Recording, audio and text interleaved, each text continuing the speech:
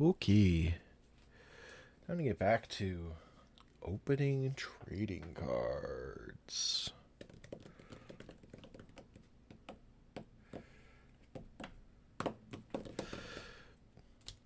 I'm going to start with these packs. This one's already opened because I need to see if there's a map. I needed a map token. I don't have any map tokens, and I just wanted to check. I didn't really look at the cards in here. Then we've got these, which I got for playing at my LGS. And then we'll get back into the mystery booster packs.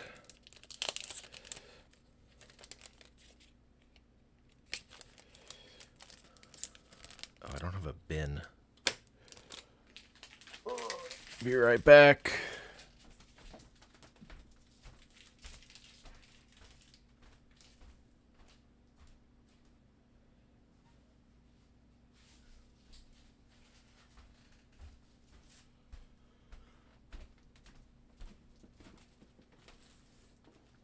I return.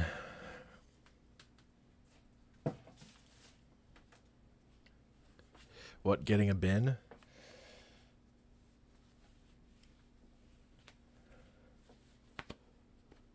I'll also note I am testing multi-streaming onto YouTube also, but I have that set to higher quality with more delay.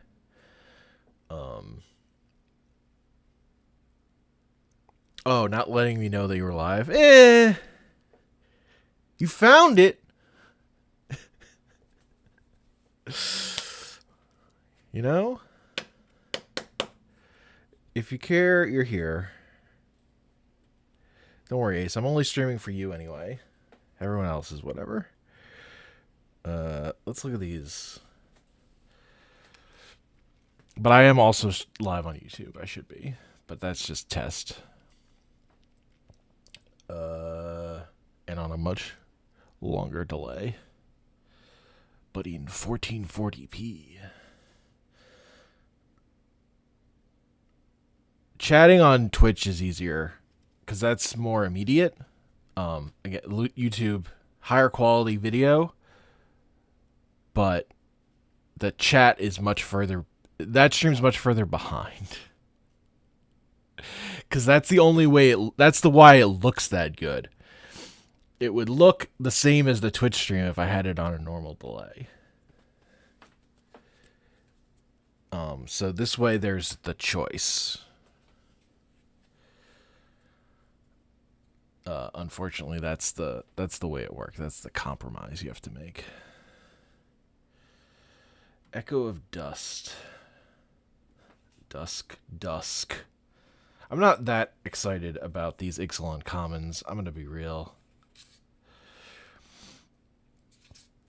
This isn't like I don't have any attachment to these cards, so I'm probably gonna just burn through these packs because I didn't draft this set, so.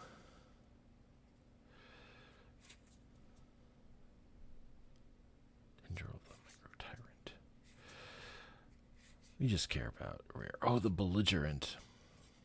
You know, I've like thought about putting this card in gladiator decks, and that it's just not quite. It never makes the cut. 4-mana is a lot in gladiator. But this is an interesting ability.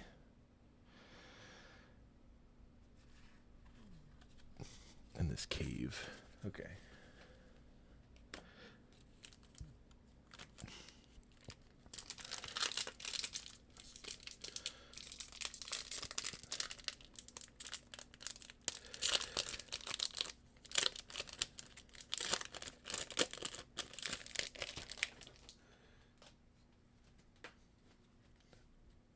Ooh, I like this token punch out card for. I don't think I've ever. I knew these existed, but I don't think I've ever seen them.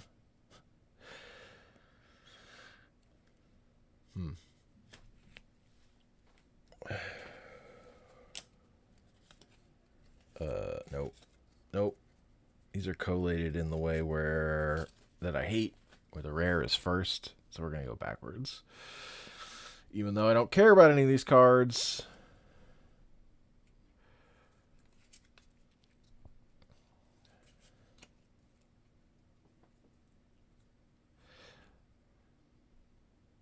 I love land cycling. It's too bad they printed the Lord of the Rings ones that are so fucking good. They make all the others kind of irrelevant. This card's sick. Insidious Roots. I've seen decks just fucking go off with this.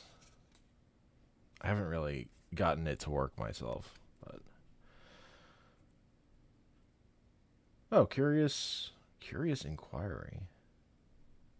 Oh, when it deals kind of investigate, not draw a card. I see. Merfolk. We got a Merfolk. More disguise cards. War Leader's Call. Anthem. Boros. Airtight Alibi. I think this was good in draft. Like, surprisingly. They finally made one of these that was fucking good. In limited, at least. Bloomborough pack.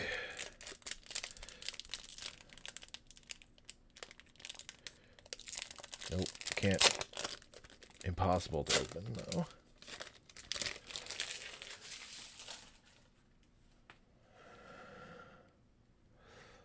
Oh, is this? Oh, yes. The collation. There's no anticipation.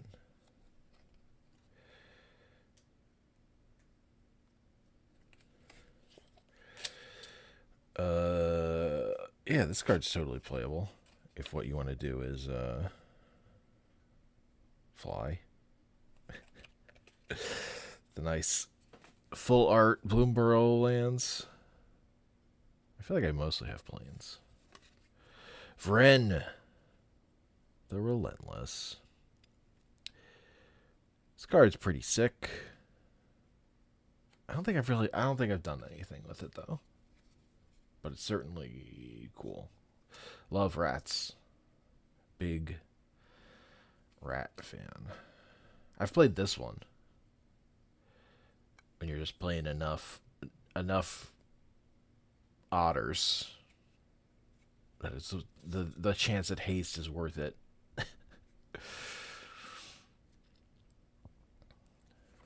Curious Forgers, totally solid magic card.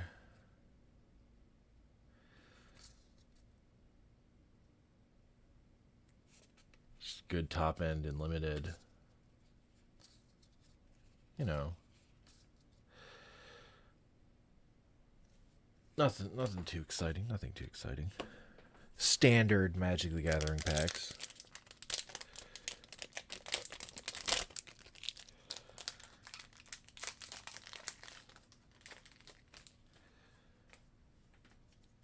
You got a Gremlin token.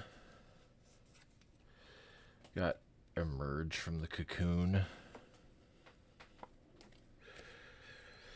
These 13 or less life land dual lands, which I've never played with ever.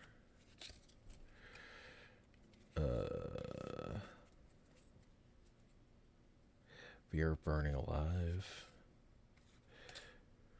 I bottomed the rare. I put it at the back. Vanish from sight.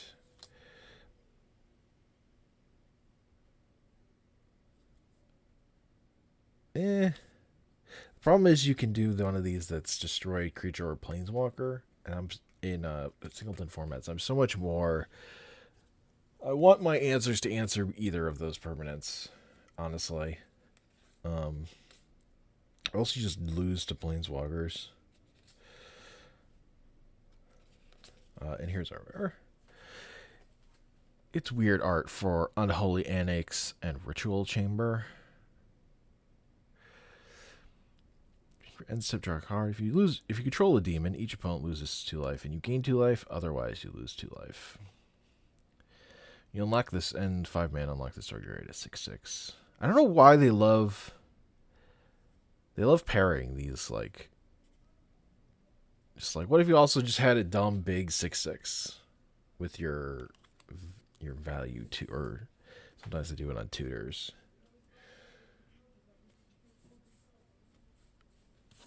Like, if I'm down for the tutor, I mean, that's just value. It's just value. 2 life per card is still probably worth it, but gets into the territory of actually being a cost, I think. You get front and backside rooms. 4 rooms to a card. Artist series. I don't even know what card this is. Oh, hey, it's the card the professor hates. It's a whatever common. I honestly, the idea that you would have such strong feelings about a modern common, couldn't be me. Whatever.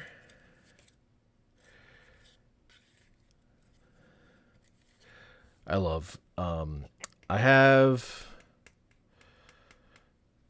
not going to get into why some other person watches fucking pack opening video on this set. It was just a thing I remembered because it stood out to me. Like, why though? I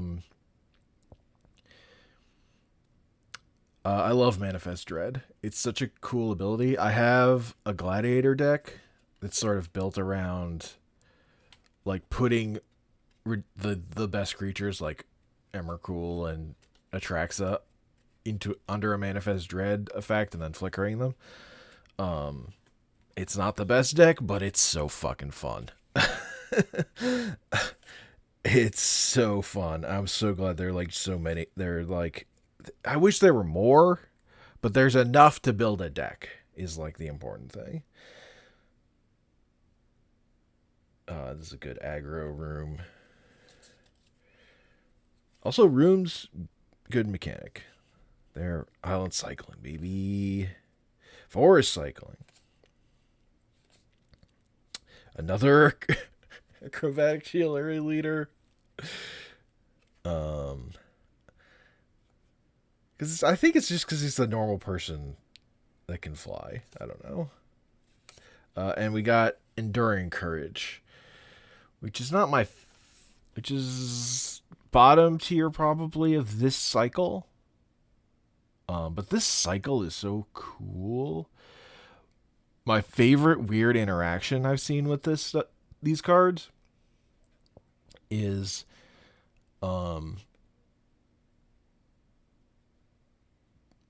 if you Phantasmal Image this and then the Phantasmal Image dies, the Phantasmal Image comes back as an enchantment, but its copy ability triggers again. So then it becomes an enchantment version of some new permanent on the field. It's just a very strange interaction that I didn't anticipate would be how it works.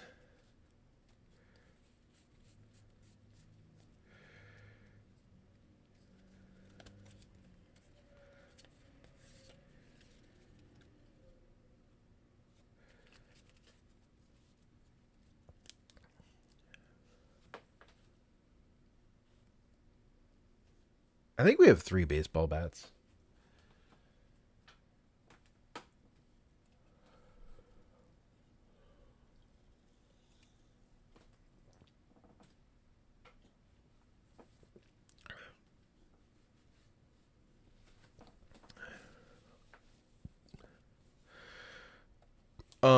The thing with Duskmourn IMO is some of the cards are fucking sick and some of them are whatever.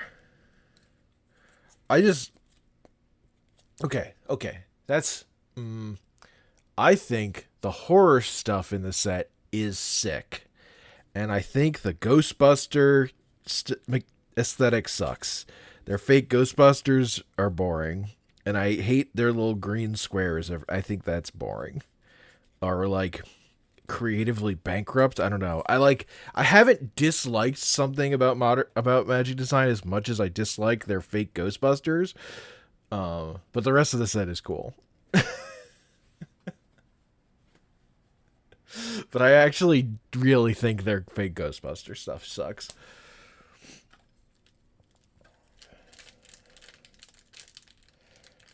Whereas I think everything about Bloomborough Design Rise for what it's doing is fucking perfect. For comparison. Let's get into like an actually good booster pack.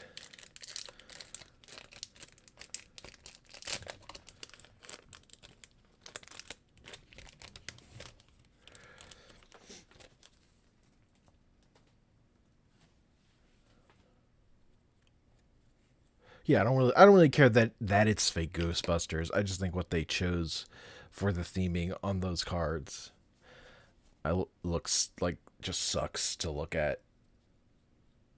I don't like how any of those cards look. As opposed to this, which is it's a card. 3 mana, and maybe one day I can tap 2 and discard a card to make it a real Magic card. Yeah, this card's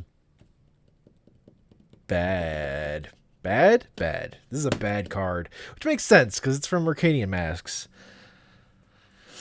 Which was like... is like... just full of some bad Magic cards.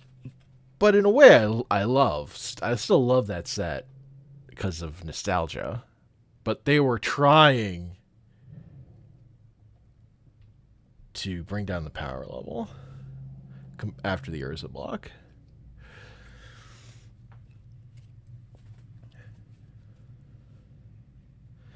Well, you would just play it. You would never play this. You play Acidic Slime. The green ones, Acidic Slime. Why can I not remember the 3 mana destroy artifact or enchantment green creature? That's on rate for this effect. The problem is this has to sit around for a whole turn cycle, and then you have to put more mana into it and discard a card. It's like the triple play of this not being effective. Release the dogs. Who let the dogs out? It was me. They charge into battle and out for their morning walk with the same exuberance. I can't... They took them so long to get there. To finally say... What if dogs, though? Fucking hounds for the longest time. Oh, right. Repeatable. You could do it more than once. I'm dumb. I forgot that's the whole point of these cards. This just is my favorite one. Now show me the blue one. Waterfront Bouncer. And I'll be like, this card's sick. This card's great. But see, this card's in white, and it's not a rebel. So what are you doing? If you're playing Mercadian Masks and you're playing white and you're not on rebels, what are you doing? You just want rebels. Other colors can do the... Other colors get to cast spells. Not you. Acquisition Octopus. I don't remember this card from Neo Kamigawa. It's an Ophidian equipment. It's just a lot of mana for that effect.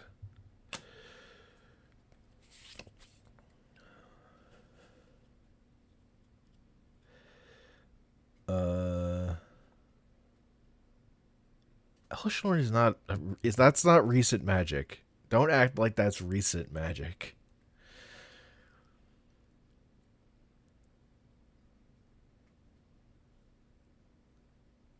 As long as you can control planes, it has First Strike and Lifelink. Ooh.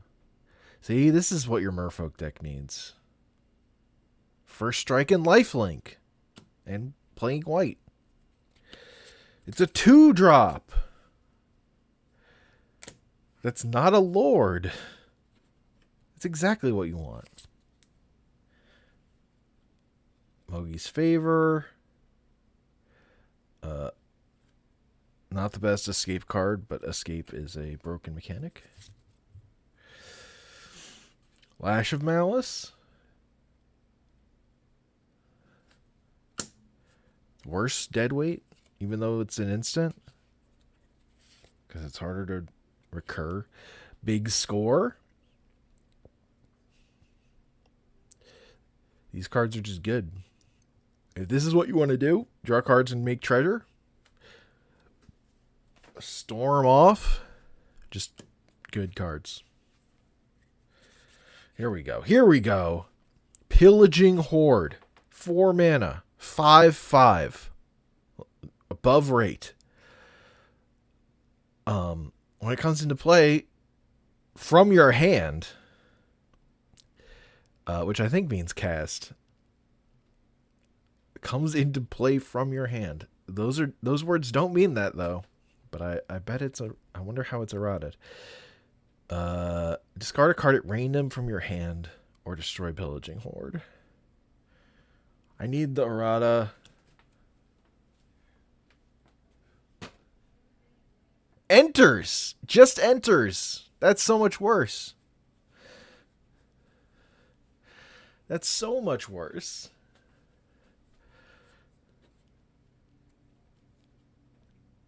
God, that's so much worse than what's printed, the words printed on the card. That's unfortunate. Look, it's a bear. I would never resort. That's not true. When I first built my bear deck, I did play these cards, but the theming is just so bad to play this in the bear deck. Because the art, I need a version of the art that's just a bear, and then honestly it would be an all-star and go right in the deck. Oh, we're breaking things. What a disgustingly broken Magic card. Oh, but this combos with Devoted Druid. Fucking of course it does. Fucking what doesn't combo with Devoted Druid, though? Just like crack Magic in half. Painted Bluffs. It's a desert. There are a million of these, but this one's a desert. Which is relevant because in Outlaws at Thunder Junction, they printed all those. They printed a bunch of find a basic land or a desert cards. So if you're a desert, you're actually ahead of the game. You're fetchable in a way, or gettable with land searching cards. Archivist of Ogma. I feel like I've never really played with this card, but I was putting it in like all my white EDH decks for a while.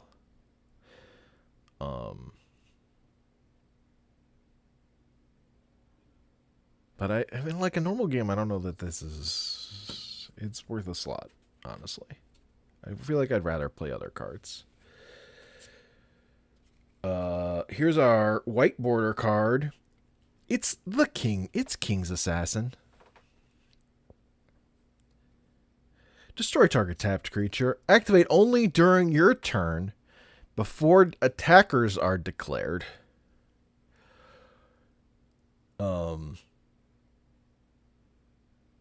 Because you got to get the jump on kings. I guess. I don't.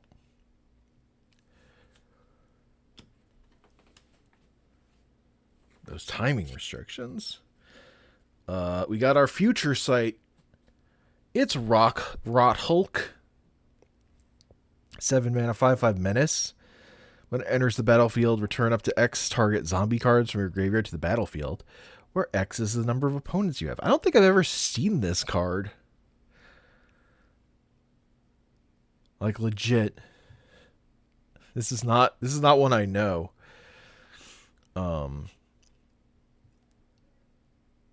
7 mana, return 3 zombies. If you're playing zombie EDH, I guess this is zombie like recursion focused zombie EDH. This feels like, yeah, I'm doing this. Turn my 1 reanimate thing to a 3 reanimate thing. Yeah, that's the kind of going over the top that's fun. It might get cut. That card might get cut for better creatures, but I wonder. I haven't built like zombie focused. I haven't really built reanimation focus in EDH really. I get too scared of graveyard hate when I really shouldn't. I don't know. I mostly wistful about it because truly I love reanimation as a strategy. It's like it's one of the core ones for me. And I don't get to play it enough because it's either not good enough or like banned to be not good enough in the formats. Like in Gladiator, we had to ban reanimate. It was too good. All the decks became reanimate decks. It was just a card you would play in every deck if it were illegal. I just want animate dead and necromancy. Give me the 2 and 3 mana ones. I hate the 4 mana and up ones. I'm like, ugh. Who's that Praetor? 6 mana sorcery. Choose one at random. Create a token that's a copy of the chosen card. Elesh Norn, mother. So we got our Mother of Machines? Is that the... Which one is Mother of Machines? Is that 5 mana one?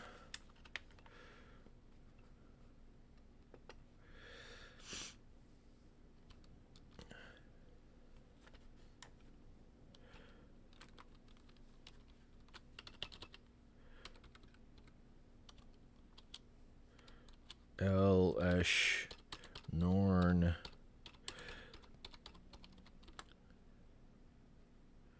Mother of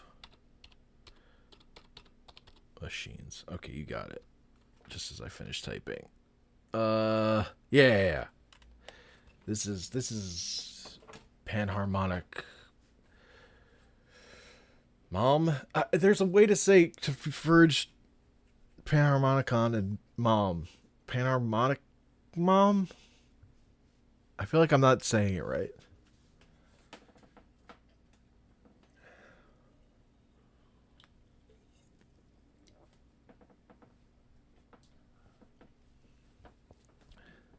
Yeah.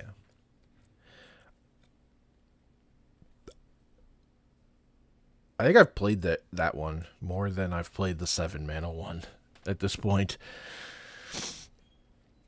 It's just very funny resolving a Elesh Norn Mother of Machines, and then your opponent goes, which I guess can happen with the other one too. But it's much funnier when it's with a 5 mana spell, and your opponent goes, "Oh, well, I guess my deck is turned off because all my creatures are ETBs. All my like removal is, I'm relying on Solitude over here." Whoops. And then it can also be Jin-Gitaxias, Sheoldred the Apocalypse, which is 4 mana Sheoldred, Urbrask, Heretic Praetor, I don't know what Urbrask that is, Vorinclex Monstrous Raider, I don't know what Vorinclex that is, and Ebon Praetor.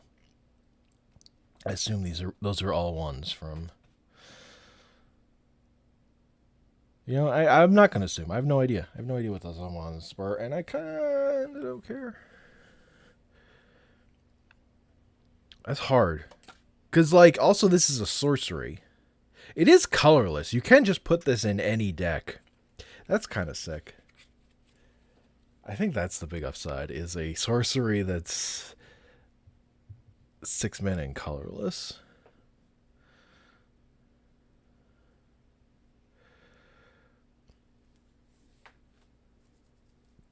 I don't think I even know what Ebon Praetor looks like.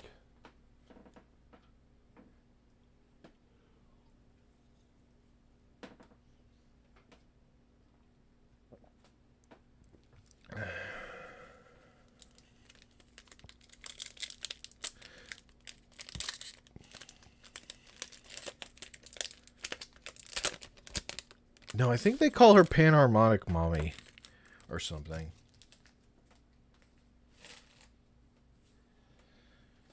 It's definitely more of a pun version of saying that card's name.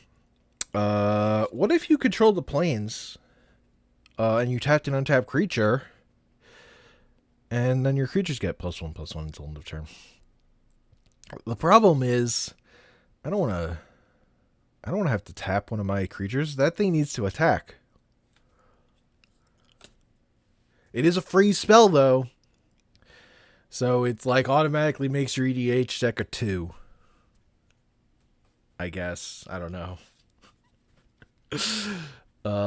Here we go. Here's a banger. Fairy Guide Mother. It's got an Inventor side where you tap 2 and target creature gets +2/+1 in flying, and it's a 1/1 flyer. Just a solid magic card. You want to play an aggro card? I got this 1/1 flyer. Surgical Spell Bomb. The benefit of this over Aether Spell Bomb is that it's more mana, but you get to return a card and to draw a card. But only as a sorcery. I feel like I've seen this played way more than I would have expected.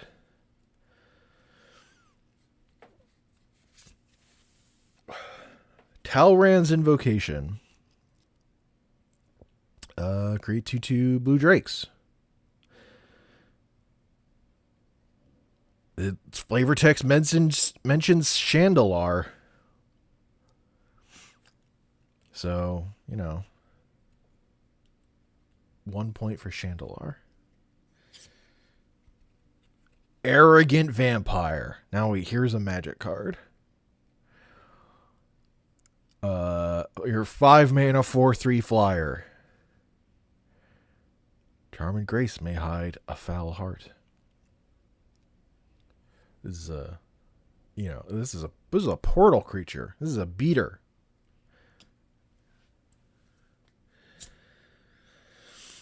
Ruthless Knave. 3 mana for a 3/2 Orc Pirate. Oh, I want to build. I've looked at Orc Tribal for Commander for EDH, and it's just not quite enough for me. This is tap 3, sack a creature, create 2 treasure tokens, and you can sack 3 treasures to draw a card.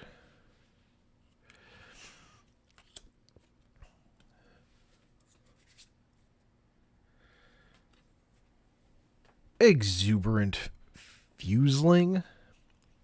0/1 Trample. Gets +1/+0 for each oil counter on it. It enters the battlefield, and whenever another creature or artifact you control is put into a graveyard from the battlefield, you put an oil counter on it.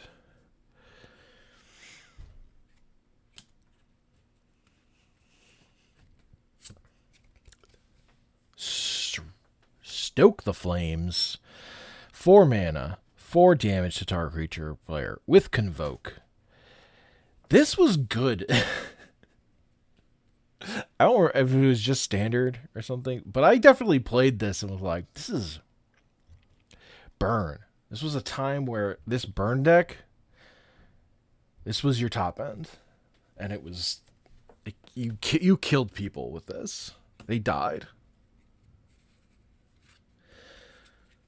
Destiny Spinner. Creature, a 2/3 for 2 mana. Creature enchantment spells you control can't be countered. Never like oil counters.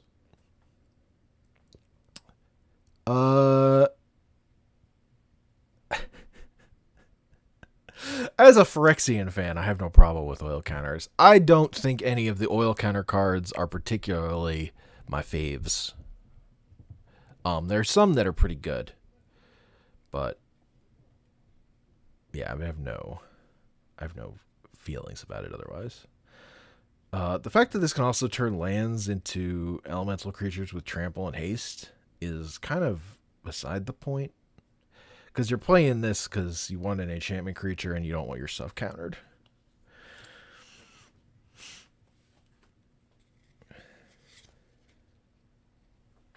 It's oil. It's smooth and some other adjective for smooth, and it gets everywhere. Snake Pit. Whenever an opponent plays a blue or black spell, you may put a 1/1 green snake creature token into play. If the ground is smooth, the way will be rough.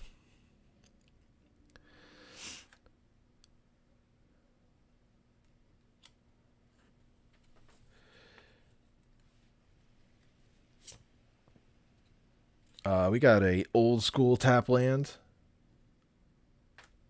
These aren't very good. I didn't love them even when they were arguably good and playable. That time has passed. We got a banger of a Magic card. I'm going to let you know. We have a banger of a Magic card.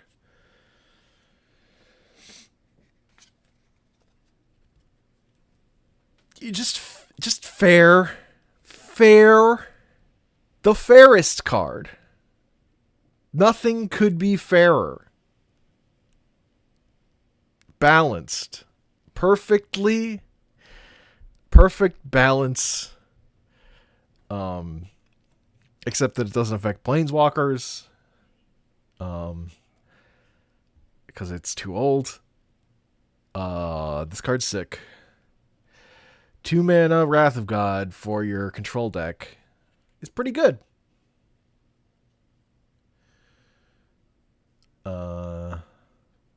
Also, I finally noticed you over in YouTube chat, Ball.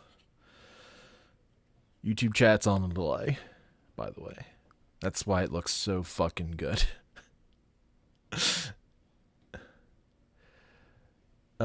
Each player chooses a number of lands he controls equal to the number of lands controlled by the player who controls the fewest. Then sacrifice the rest.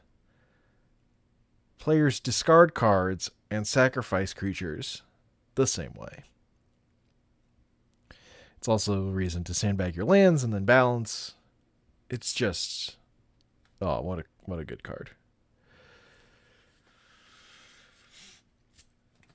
And we have White-Bordered Swamp. Oh, no. White-Bordered Snow-Covered Swamp. Excuse me. Snow-Covered Swamp, not one of the colors where snow matters, really. There is that 6 mana board wipe. But really it's like islands and mountains are the snow-covered lands you want the most. I like and snow-covered forests to me because of that one bear. There's one 4-mana bear that cares about snow-covered forests. So my bear deck has all snow-covered forests. Then we've got Future. The future of Magic is acting for the greater good. 4-mana enchantment that lets you sacrifice a creature, draw cards equal to the sacrificed creature's power, and then discard 3 cards. And it's got a Mary Shelley Frankenstein quote on it. To examine the cause of life, we must first have recourse to death. Fantastic.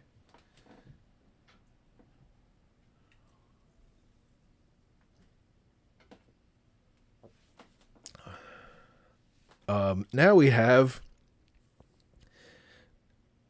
Duelist Convocational International for 3 mana with the DCI logo and place for your player's name and your DCI number. It's an enchantment.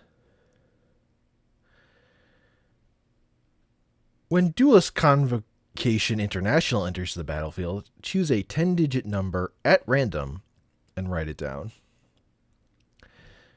Whenever you play a land or cast a spell, if it shares a mana value with 1 or more uncrossed digits in the chosen number, cross out one of those digits and draw a card. Then, if all 10 digits are crossed out, you win the game. That's a Magic card. It's sort of a Magic card. Since it is a fake joke card, I wonder what the... It'd be hard to deck build around.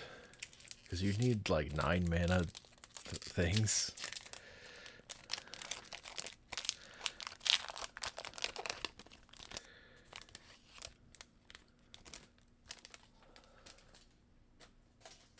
Oh, I missed.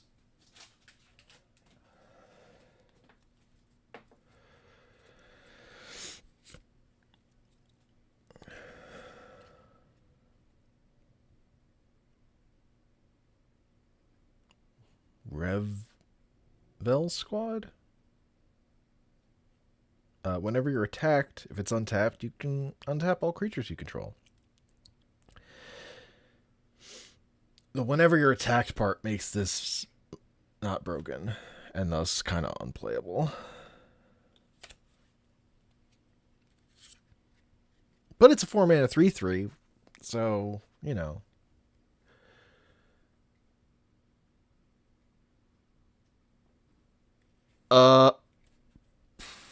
Am I doing 2 different encodes? I think I'm doing 2 different encodes. I literally don't remember, because I set this up like 2 weeks ago or whatever, and today I just pushed a button mostly. I literally don't remember what I did.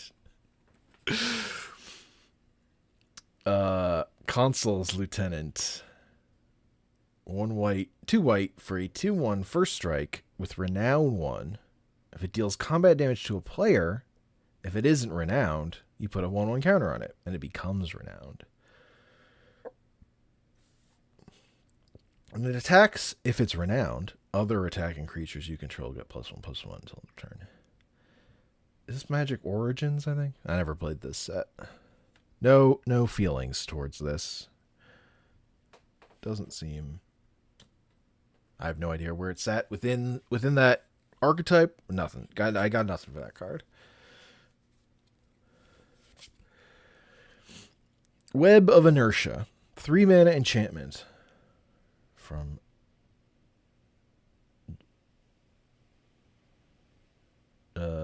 Judgment? Kamigawa? No. Judgment? Judgment. At the beginning of each opponent's combat phase, that player may remove a card in his or her graveyard from the game. If that player doesn't, creatures he or she controls can't attack you this turn. Cephalids specialize in lose-lose situations. Yeah, this card's bad. Removing 1 card from your graveyard is not a big enough cost if someone wants to attack you. I guess if you play... I think Rest in Peace came later. I feel like if you had Rest in Peace or Leyline of the Void, then I guess this would be good. In like Commander. Miscalculation. Counter target spell unless its caster pays an additional 2. With cycling 2. It's bad mana leak. But it has cycling. Probably you'd still just play mana leak if you could. Shades Form. 3 mana, enchant creature. It becomes a shade. Enchanted creature has tap. It doesn't actually become a shade. It doesn't get creature type shade, which it should. But it gets the ability tap 1 black. This creature gets +1/+1 until end of turn, which is the classic shade ability. And whenever enchanted creature is put into a graveyard, return that creature to play under your control. So that's like that's like early attempts at making enchant creatures not dog shit. Honestly, the interesting thing in this probably got played more for putting this on your opponent's good creature and then killing it, so that you got it. That probably got used more than the shade ability.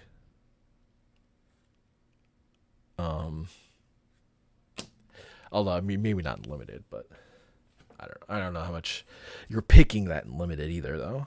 I feel like that's the play with that card, though. Oh, we got a classic. We got a classic.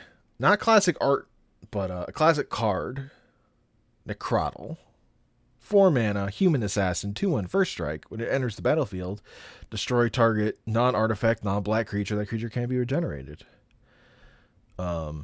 This is conspiracy art. Is that conspiracy 2? I don't know the difference between the conspiracy set symbols. I don't know which one is which. But it has a little tail thing, so that feels like a 2. I don't know. Giving me 2 vibes. We got another classic Magic card, this time with classic Magic art and frame. One of the guys. It's Mogrator. 1/1. 1 mana goblin. Sacrifice a goblin. Target creature gets +1/+1 until end of turn. With the classic Brian Snoddy. Snowdy? There's a line over that art from Tempest. Classic.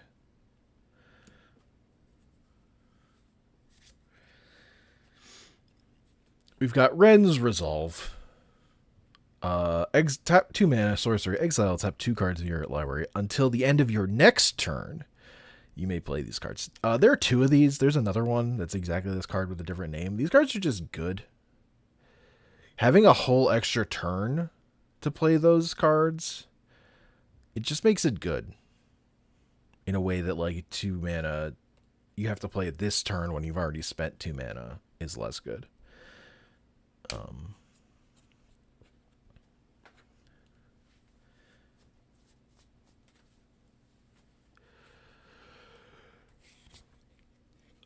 We got a vanilla creature. Garavoraz. 6 mana, 7/7. Horror elemental. Its flavor text is in Spanish.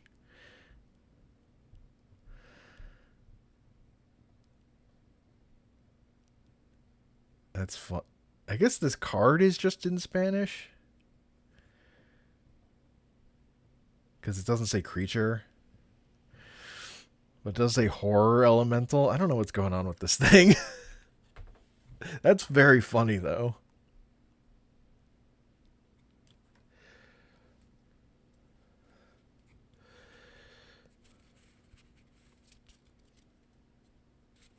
Oh, man. We got Muscle Burst.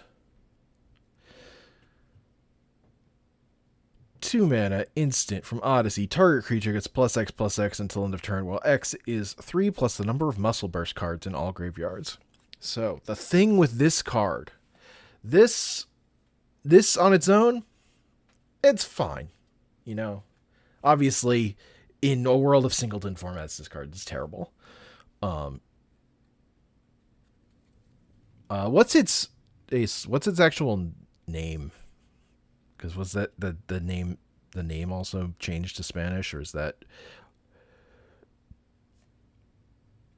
I feel like Garavoras is not its actual English name.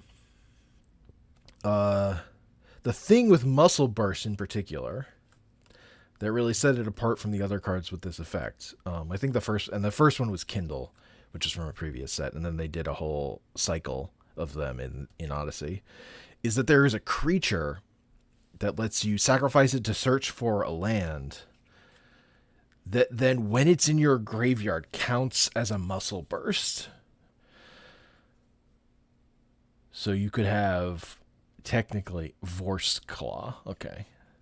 Yeah. So technically you could have like 8 Muscle Bursts in your deck instead of 4. So that's sick. That's just cool. As far as like Timmy Magic goes. That's just neat. And it was some kind of farmer card.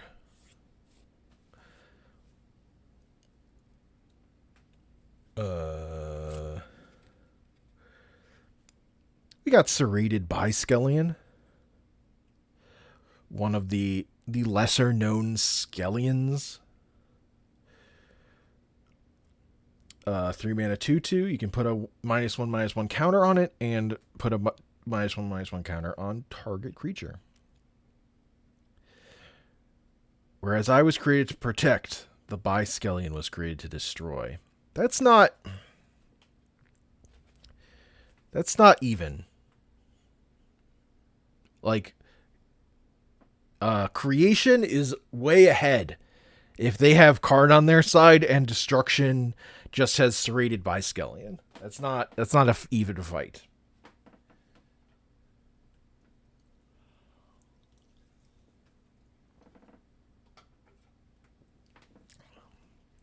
Mishra's going to lose that war. Let me tell you.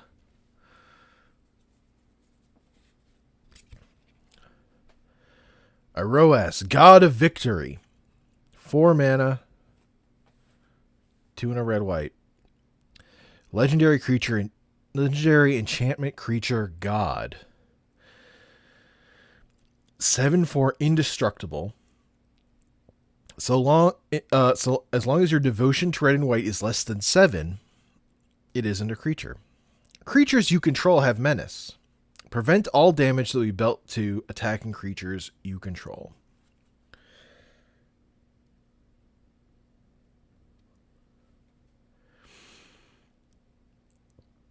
I remember like being in debate about this for Men Without Shirts EDH deck because he's wearing a chest plate. I think I decided no.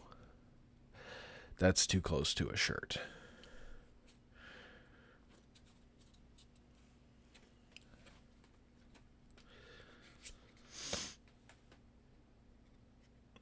Now we have, his full chest is covered. That's kind of the thing.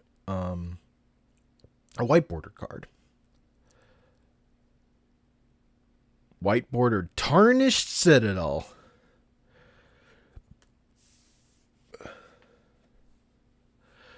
Tap to add a colorless mana, or you can tap to add 1 mana of any color, and it deals 3 damage to you.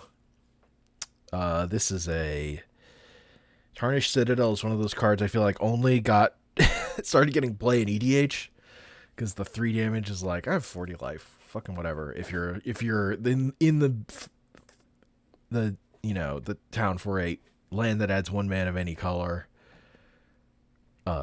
absurd deck or whatever. I don't even know what set Tarnished Citadel's from. Honestly, I don't remember. Then baby. The future of Magic. It's the Rack. A card so good it had a deck named after it. As the Rack enters the battlefield, choose an opponent. At the beginning of the chosen player's upkeep, the Rack deals X damage to that player, or X is 3, minus the number of cards in their hand. It was an Odyssey. That's crazy. It definitely was not a card that I ever thought of playing in Odyssey, I will say. The Rack is a classic.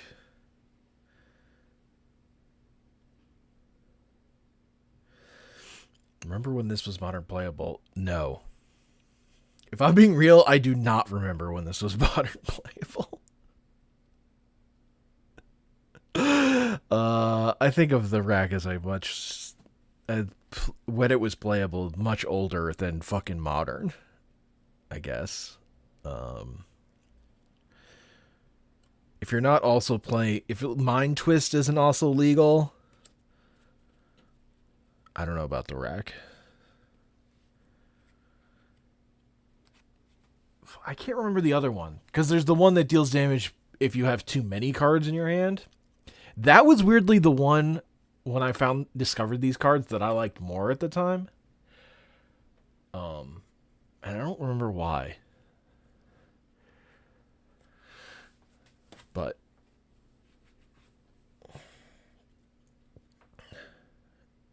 Immerstrom Battlefield.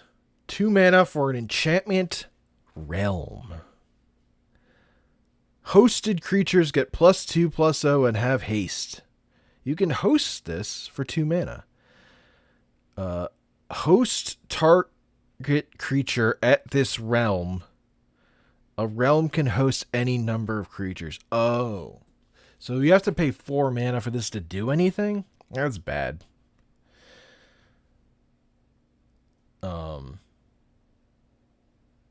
It's just mana intensive for what this kind of deck wants to do. Aggro hasty deck. But it's interesting. It's bad. But it is funny. It's fake realm as a enchantment type.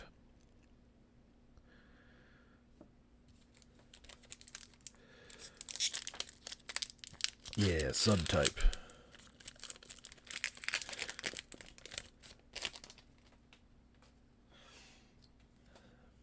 A sub would host people at his house. Or whatever. Their house. Genji of the Fields. Enchant Plains. 2 mana.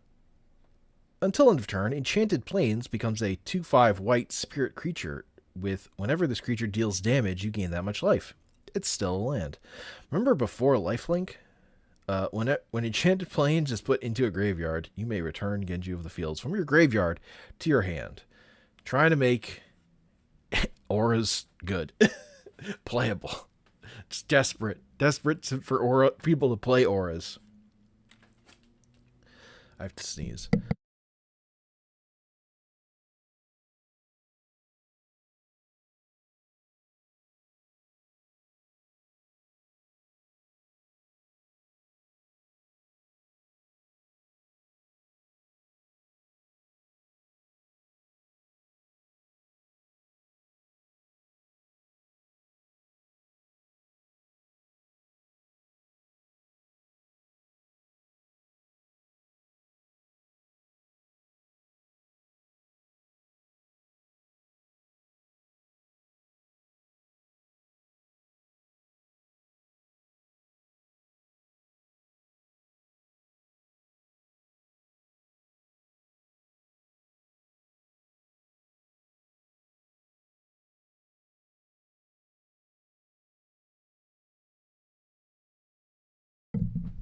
Silent Hill Magic the Gathering when? Well, they're currently doing, I think, a real Ghostbusters Secret Lair. So that's like 80s nostalgia. So when Silent Hill fans are in their 40s, like late 40s, maybe we get Silent Hill. I don't know. I mean, they're also doing Hatsune Miku, so who fucking knows. When Konami answers their phone.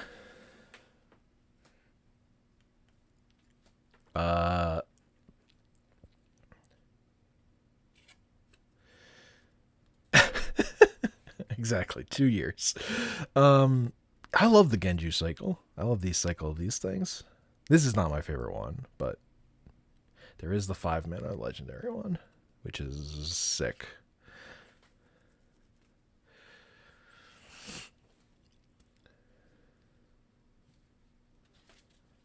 Yeah. Like what's the horror stuff they've done? They've done Junji Ito, they've done Evil Dead.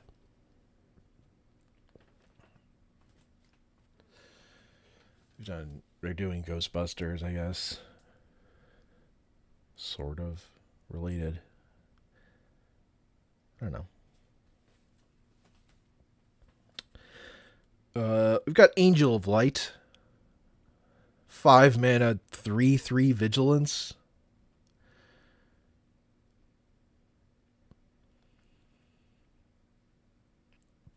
And they've done all those they've done more generic stuff. This is just not. This is. There are limited environments where this is fucking great. But otherwise, it's no Sarah Angel. Phyrexian mana. 3/1 Phyrexian blue. Phyrexian blue can be paid with either 1 blue mana or 2 life. Draw 2 cards, then proliferate.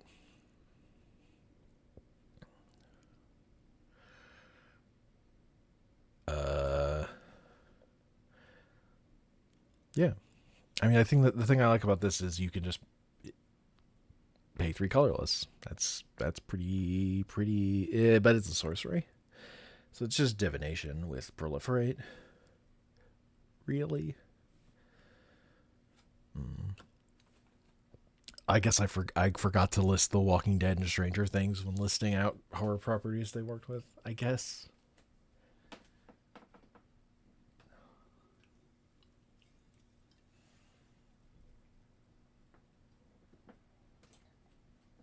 I'm sure I've missed something else. Video game wise, they've done Street Fighter.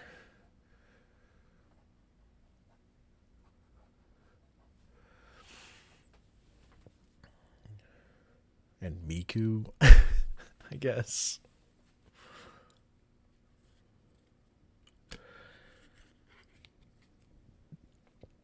Scion of the Glaciers. 4 mana, 2/5 elemental with 1 blue mana, gets +1, -1 until end of turn.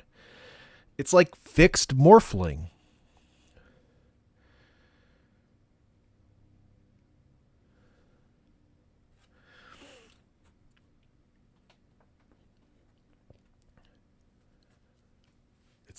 It's not any. It's bad.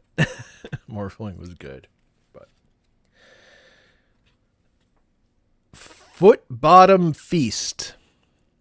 3 mana instant. Put any number of target creature cards from your graveyard on top of your library. Draw a card.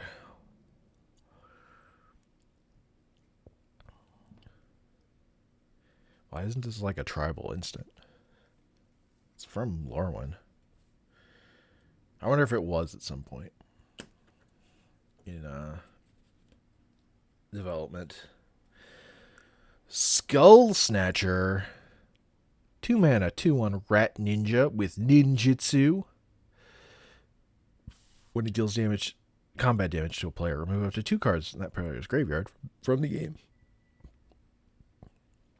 Not one of the better ninja rats, but it's a ninja rat.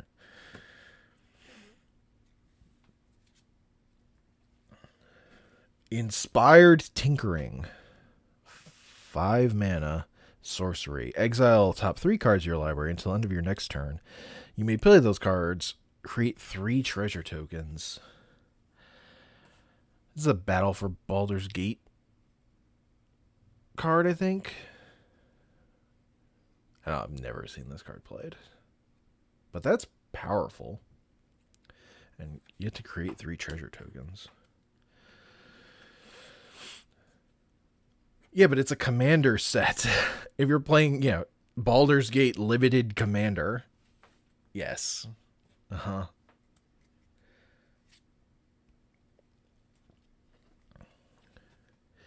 Kirin Negotiations. 4 mana enchantment. Tap an untapped creature you control. Deals 1 damage to target player. I love this art because there is a goblin with this blowpipe card that's a pinger too in this set, I think. So that's just good flavor.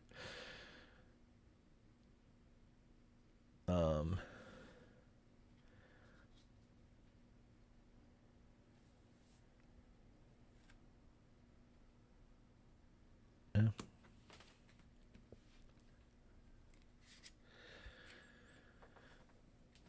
Sudden Spinnerets. 1 mana instant target creature gets +1/+3 until end of turn. Put a reach counter on it. Untap it. From Ikoria. I don't know that +1/+3 is getting you anywhere in Ikoria even limited. If I'm being real. Evolutionary Escalation. Beginning of your upkeep, put 3 1/1 counters on target creature you control, and 3 1/1 counters on target creature and opponent controls. Survival is a constant competition from with which both sides can benefit.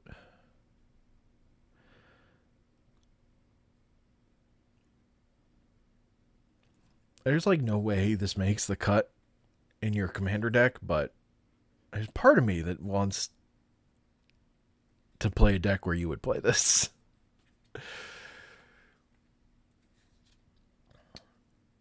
Quicksilver Dagger. It does the whole thing. You like to ping? You like to put curiosity on your pingers? Well, we got the card for you. It's Quicksilver Dagger. 1 a blue and a red. Enchanted creature has tapped. This creature deals 1 damage to target player. You draw a card.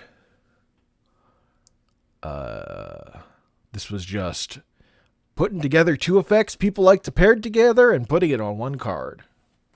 It's the end of history of Magic. It's like, oh, you like doing these things. What if you didn't have to work for it? What if we just gave you 1 card that did everything?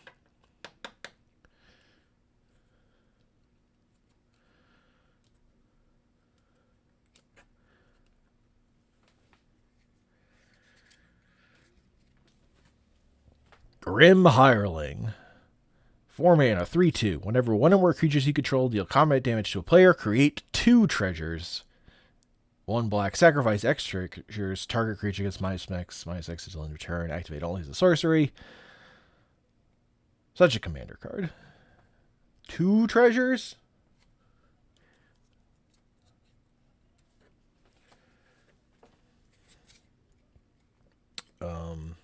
Now we have white border. Jace Beleren. It's not the Jace you want, but it's the Jace you've got. 3 mana Planeswalker. +2, each player draws a card. -1, target player draws a card. -10, target player mills 20 cards.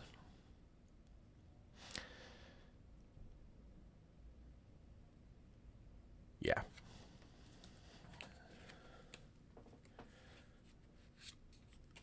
And now for the future of Magic. The future of Magic, we've got to tinker. We've got to tinker. I kind of don't know why Tinker isn't on the reserve list. Like, it's old enough to have been on the reserve list. It's certainly like one of those broken Magic cards of all time, but it didn't make it on the reserve list, so it's basically unplayable because it's banned and everything, because it's way too powerful. But also, like, it's restricted in Vintage, but also it's a super cheap card to acquire because they can just reprint it. And not that many people need it. But it sure is fucking powerful.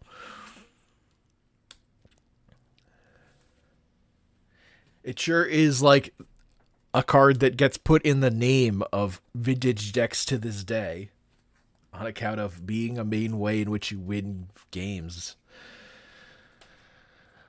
Flanking Lissid. 2 mana 1/1, summon Lissid. I love that it says summon Lissid. Tap 1 red, tap it. It loses its ability and becomes a creature enchantment that reads: enchanted creature gains flanking instead of a creature. And you can move Flanking Lissid onto a creature and you may pay 1 to end this effect. There was a Lissid cycle of you turn the Lissids into enchantments, enchant creatures, and then you can turn them back. They're not good. None of them are good. But this is fun. And flanking is a funny ability. That's also not super impactful.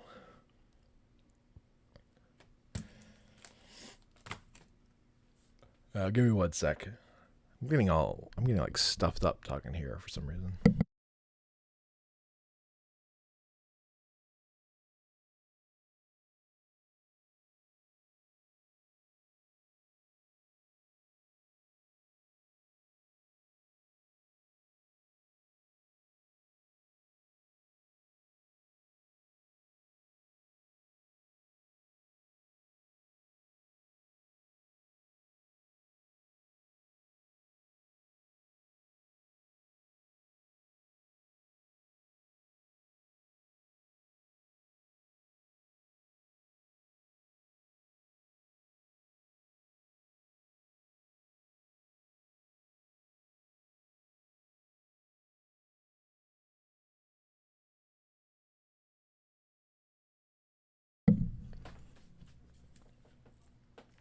Alright, I returned.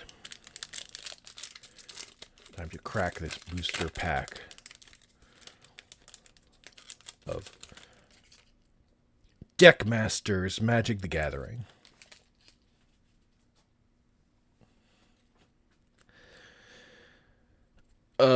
I'd like to thank you all for joining me on this journey to nowhere. 2 mana, exile target creature. If Journey to Nowhere dies, that creature gets to come back. Just a solid piece of removal that basically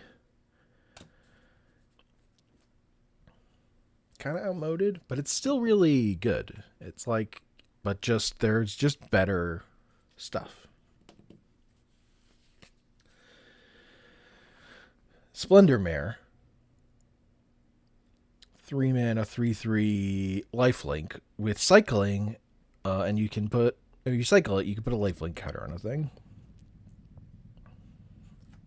I assume these were played in limited. I don't think I ever did the cycling for the counter, ability counter stuff, though, personally. Rise from the Tides. I don't. That's that symbol. Create a tapped 2/2 black zombie creature token for each instant or sorcery card in your graveyard. That's what we call a game ender, although it's so much mana, you would never want to play it. And in limited, you wouldn't have enough instant sorceries to play it.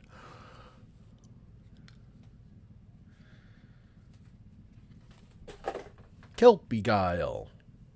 You 3 mana 2/2 beast. You can tap it to untap another permanent you control, or you can tap it to tap target permanent, but only if you have 8 or more lands from Strixhaven.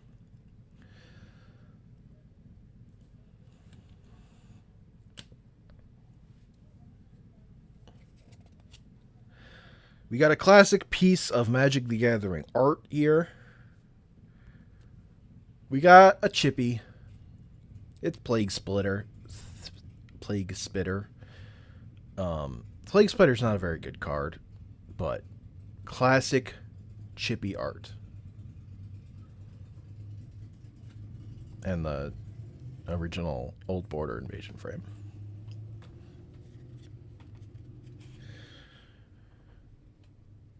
Dreadhound. It's a 6 mana 6/6 demon dog. When it enters the battlefield, you mill 3 cards. And whenever a creature dies or a creature is put into a graveyard from play, each opponent loses 1 life. That's a lot of mana for your Blood Artist, but this is not a bad Magic card. I've just never seen it played, I will say.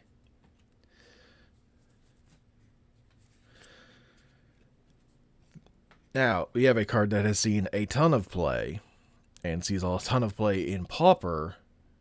It's Experimental Synthesizer. 1 mana artifact. As it enters or leaves the battlefield, you exile the top card of your library, and until the end of turn, you may play that card. And you can tap 3 sacrifice and create a 2/2 white samurai creature token with vigilance. Activate only as a sorcery. It's the Samurai Egg.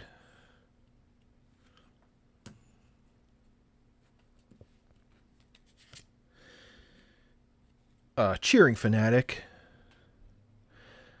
When it attacks, you choose a card name, and spells with the chosen card name cost 1 less to cast. We opened one of these in a previous pack. God, this set is so friggin' huge. We just really have not seen a lot of repeats.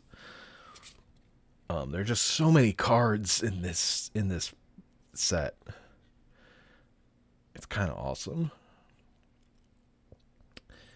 Here's an Aura, 3 mana Aura Curse. You enchant player. Whenever a creature attacks enchanted player, put a 1/1 counter on it. Again, it's probably not impactful enough to see play in Commander, but that's funny.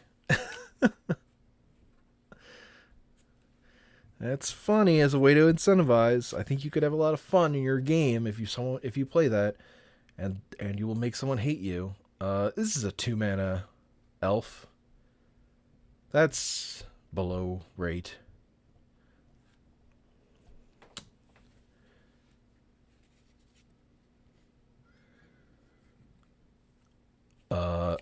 Fine Magic card, but unfortunately, its slot is filled with a million better cards. Junkyard Genius. 3 mana, 2/2. When it enters the battlefield, you create a tapped Power Stone token. Power Stone token's one of the weakest of the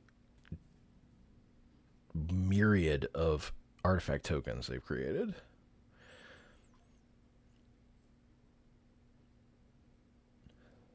You'd think they'd be better, but they're just...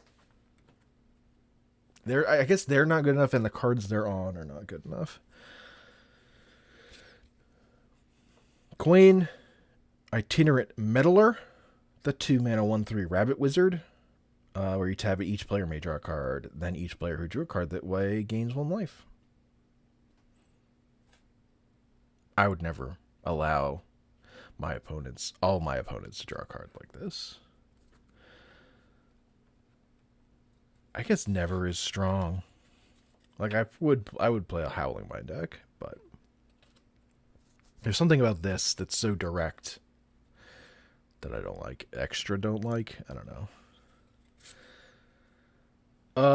White Border, Sword of the Meek. No one's doing fair things with Sword of the Meek. I mean, people are. I'm sure it's happened. But mostly this deck is to do broken things. The combo. It's definitely a whatever card if you're just playing it fairly. But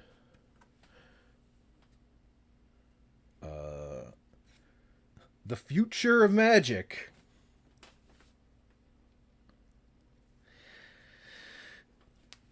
Is another combo piece.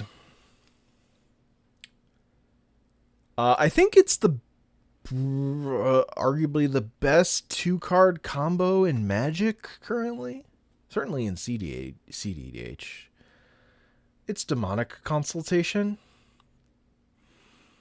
1 mana instant, choose a card name, exile the top 6 cards of your library, then reveal cards from the top of your library until you've exiled your whole library. Is mostly how this card reads in the way that people use it. Mostly this card is for exiling your whole library to win with Thassa's Oracle currently. 1 mana, exile your whole library. That is a joke card I would print, and it would be busted.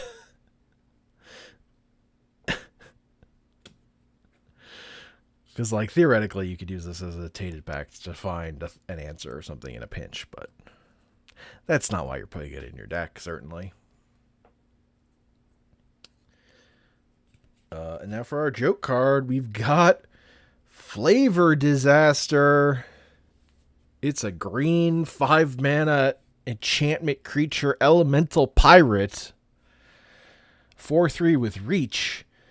When it enters the battlefield or when it's turned face up, target creature gets +X/+X until end of turn, where X is Flavor Disaster's power, and it has Negamorph. For 1 and a green, you may cast this card face down as 2/2 creature for 3. Turn it face up for any time for its Negamorph cost, and put a -1/-1 counter on it. I guess the joke here is it's just like gobbledygook. I don't know. This joke doesn't... I don't love this joke.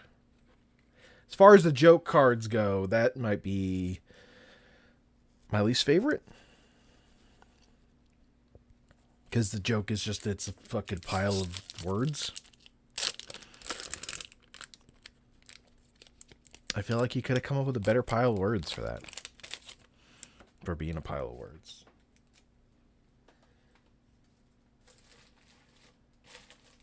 And then it also has that weird Negamorph thing.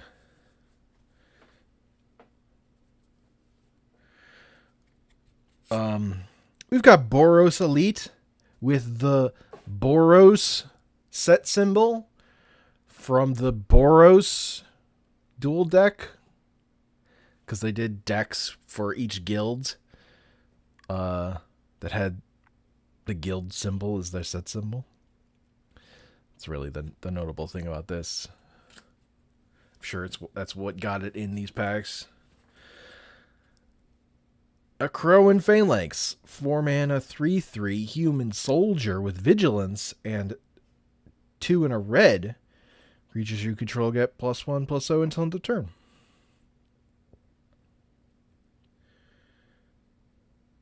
Yeah. It's like from that era where creatures are starting to get better, but they're not good yet. But they're getting there. Here's a card I play in my CDH Joy Over the Storm, Joy Over Weatherlight Captive deck, Muddle the Mixture, because it is a 2-mana counterspell that you can serve as a tutor for any 2-mana spell.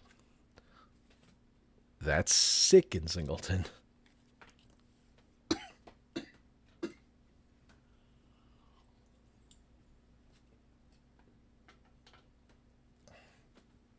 You could find anything with a 2-mana tutor. You could find Demonic Tutor. I could find you anything.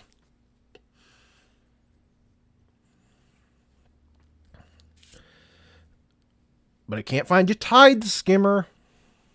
Well, Muddle the Mixture. Demonic Tutor can find you Tide Skimmer. That would be a bad use of your Demonic Tutor. It's a 4-mana 2/4 Drake. Whenever you attack with 2 or more creatures with flying, draw a card.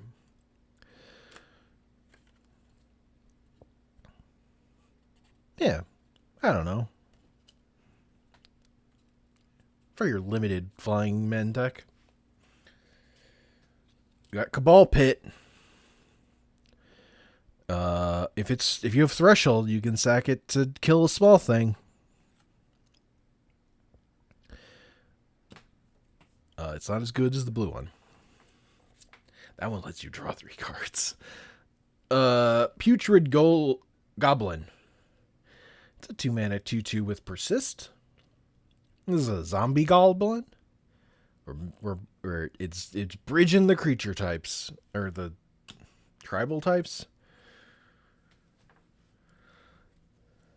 Not actually that interesting.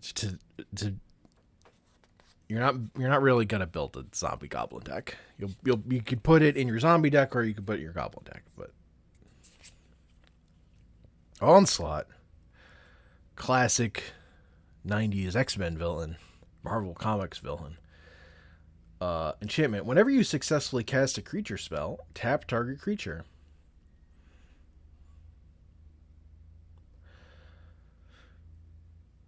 This is the kind of card I look at and I'm like, yeah, this would be good and you could do things with this. I don't know that you can really do anything with that. I think then you're looking at your deck and you're like, what cards can I cut? Oh yeah, Onslaught. I can cut this. Furnace Punisher. 3-mana 3/3 Phyrexian Warrior. Menace. Beginning of each player's upkeep, it deals 2 damage to that player unless they control 2 or more basic lands. What is this limited card that's like turned off specifically in limited? The hell?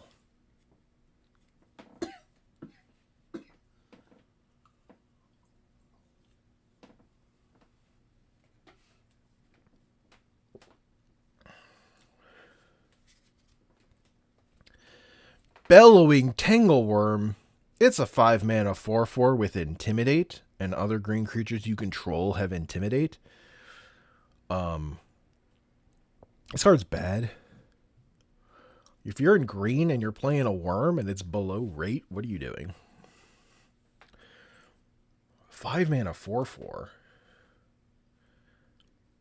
But I do know green players, they see Intimidate on their green card, and they're like, oh, we never get Intimidate. That's not ours. That's Red's thing. Or it used to be Black's thing, because it was just fear.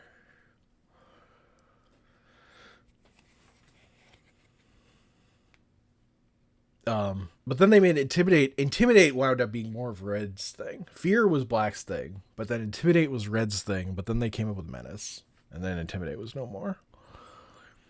Plated Crusher. 7 mana, 7/6 trample hexproof. See, this is where you want to be.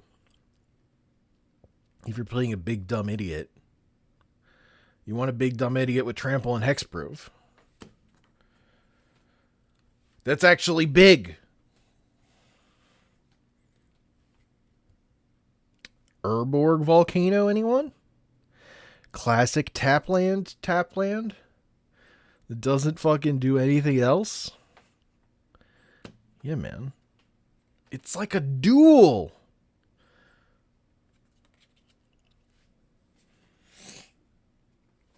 We have Iron Scale Hydra. If a creature would deal combat damage to Iron Scale Hydra, prevent that damage and put a 1/1/1/1 counter on it. Iron Scale Hydra. Only one counter? What are we? Fucking... In 2020? What are we doing?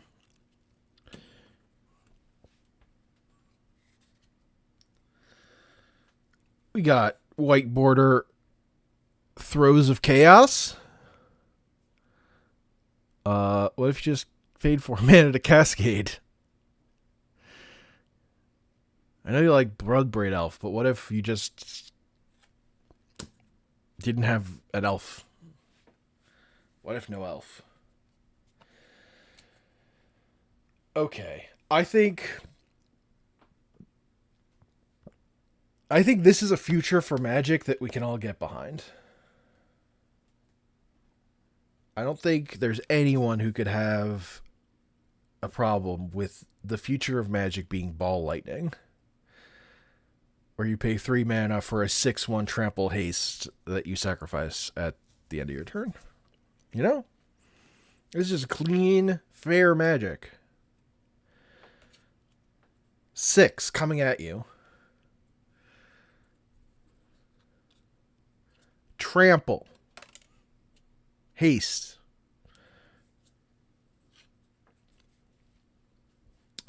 And our joke card for the pack is Yawgmoth's Day Planner. 4 mana artifact that has tap, pay 2 life, add black. You may cast spells from your graveyard. Only mana produced by abilities that cause you to lose life may be spent to cast spells this way. If a card would put in your graveyard from anywhere, exile it instead.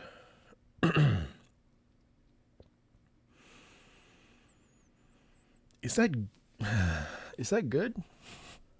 I don't think that's good.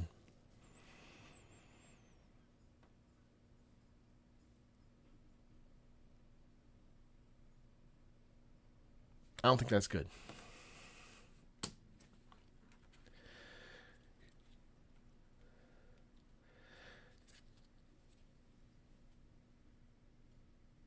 No, it's good. It's good because you can still cast Black Lotus for free. And that's the important thing. The important thing is you can cast Black Lotus or Lion's Eye Diamond for free from your graveyard, which is what makes Yawgmoth's Will good. You definitely don't want to play it as a rock.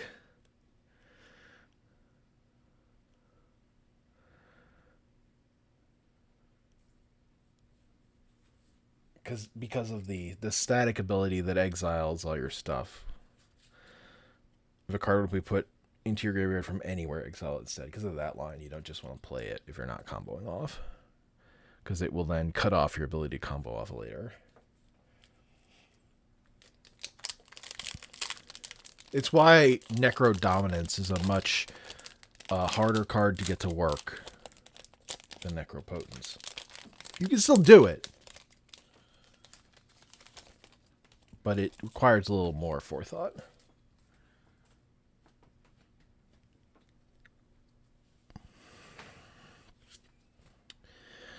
Stonecloaker. 3 mana, 3/2 flying flash. When it comes into play, return a creature you control to its owner's hand. When it comes into play, remove target card in a graveyard from the game. Combos with Aloran. Finally, we broke Aloran. I like this card.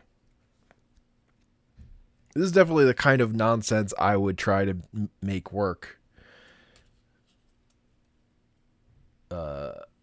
Back before Magic kind of outmoded that kind of dirtling.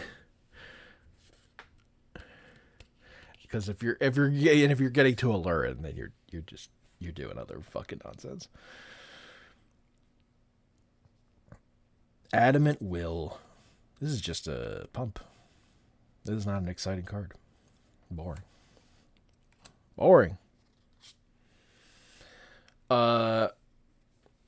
Now, good fair magic, you mean like Fate Stitcher stuff? What if I tap or untap my pingers? What if my pinger were 2 pingers? You know? You know?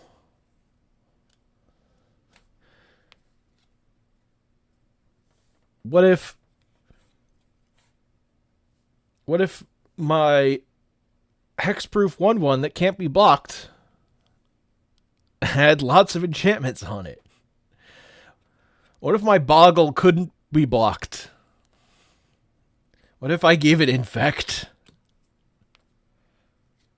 You know, these are just hypotheticals. Skin Thinner. It's a morph. It's a morph destroy target creature. But it's old enough that it's destroy target non-black creature. So you know it's good. Because it's limited. Apprentice Necromancer. Zombie Wizard. Tap, sacrifice this Zombie Wizard. Return target creature card from your graveyard to the battlefield. That creature gains haste. At the beginning of the next end step, sacrifice it. That's sick. Because this is not much mana. But they do get to see it coming and can kill it with Orcish Bowmaster, so fucking good luck.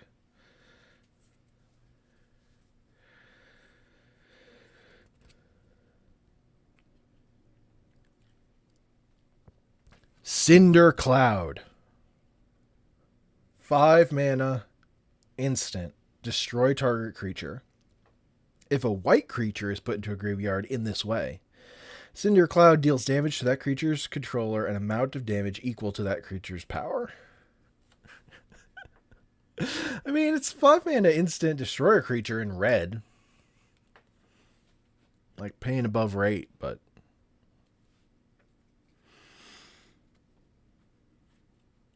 it is instant removal. You know? You know? This is one of my childhood faves. It's Keldon Champion. 4 mana, 3/2, Echo, with haste. When it comes into play, it deals 3 damage to target player. Why play Ball Lightning when you could play Keldon Champion for 1 more mana? And then 3 of the damage is direct, and then 3 of the damage is just on the body that you can say, either I care about this or I don't care about this. You know? You know?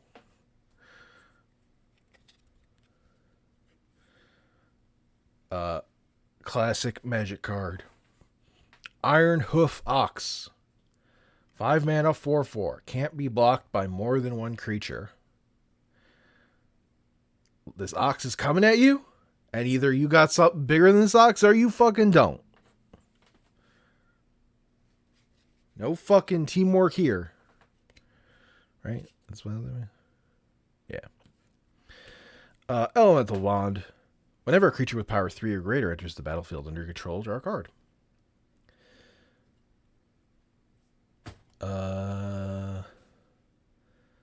I think this just got outmoded. I think there's just better ones of these now.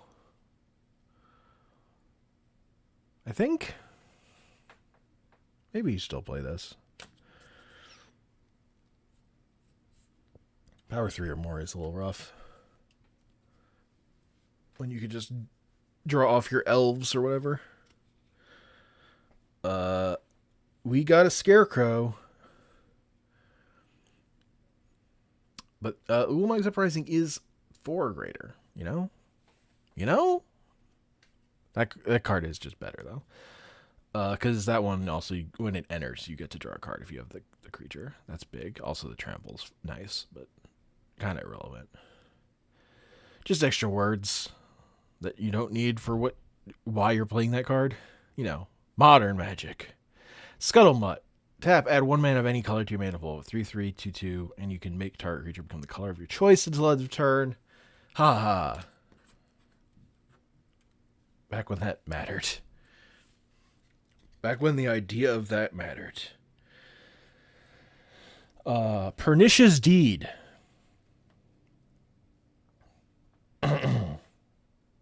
3-mana enchantment. You can tap X, sacrifice Pernicious Deed, destroy each artifact, creature, and enchantment with current mana cost X or less. This card is a house. At clearing out all your fucking artifact tokens. Pernicious Deed, very good against Urza Saga. Just cleans that right up.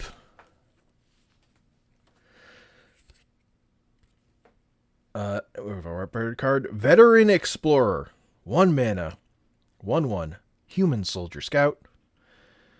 When Veteran Explorer dies, each player may search their library for up to 2 basic land cards, put them onto the battlefield, then shuffle.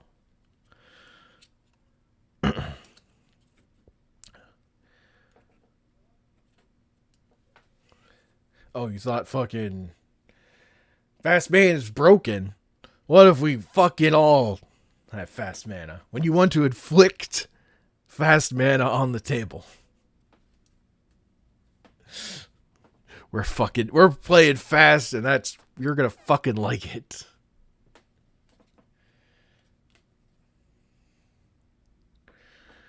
The future of Magic is a white dragon.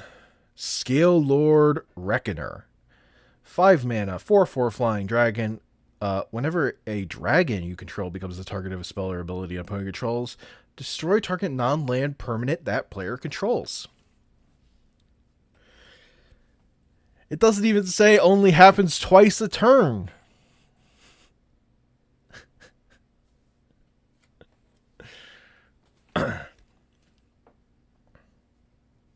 But it does say an opponent controls, so you don't have control over it.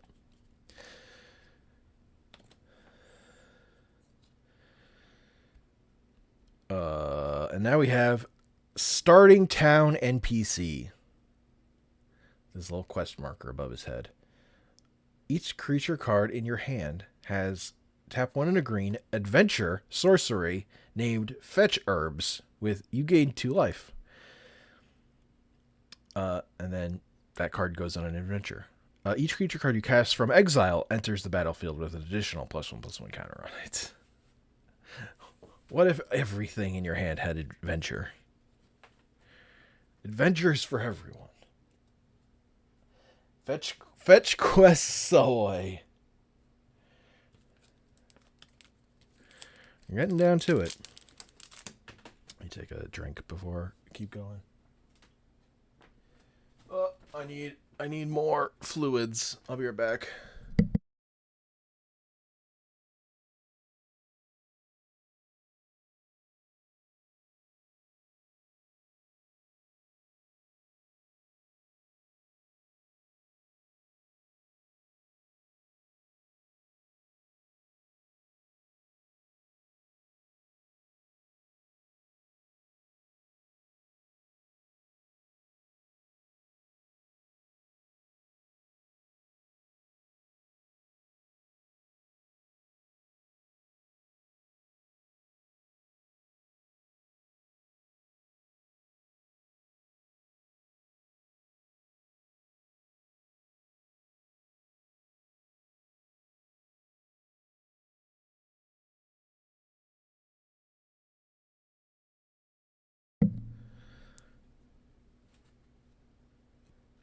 I've returned.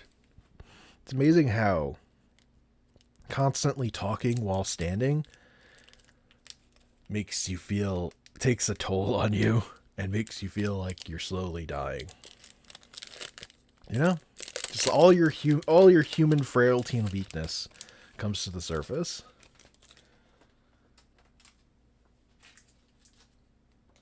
I'm fine though. It was more the runny nose thing, because I just like only doing this would give me a runny nose for no reason. Tristani's Judgment. 6 mana, exile target creature, then populate. That's a limited. That is some limited removal.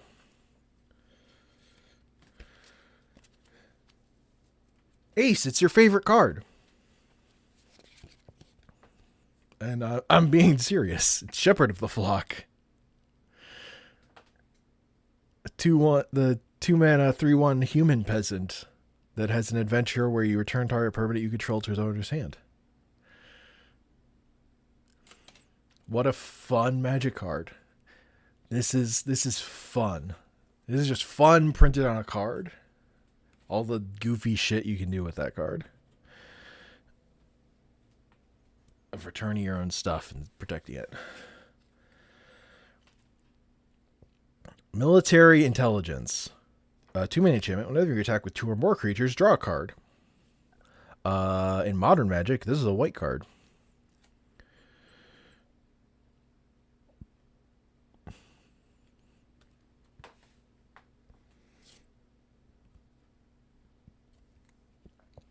Turnabout. Choose artifact, creature,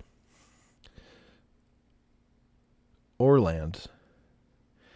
Tap all untapped permanents of the chosen type until target player controls, or untap all tapped. I'm losing my mind. I know this card.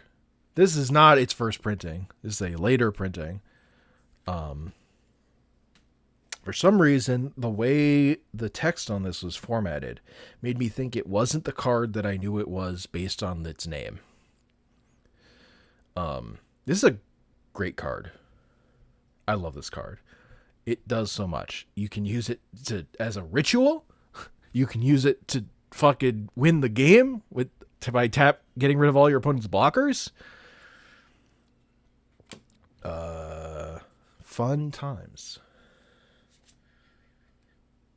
Mind stab is how I feel. I feel I have been stabbed in the mind.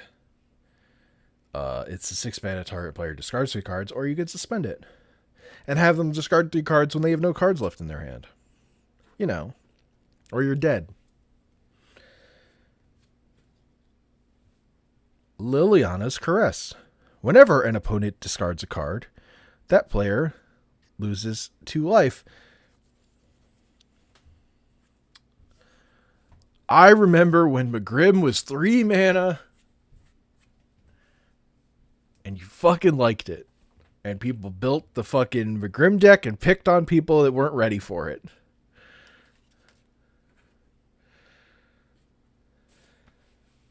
Two mana and only opponents. Come on. Not making it work at all. Smash to dust. Choose one. Destroy target artifact. Destroy target creature with defender. Or it deals 1 damage to each creature your opponents control.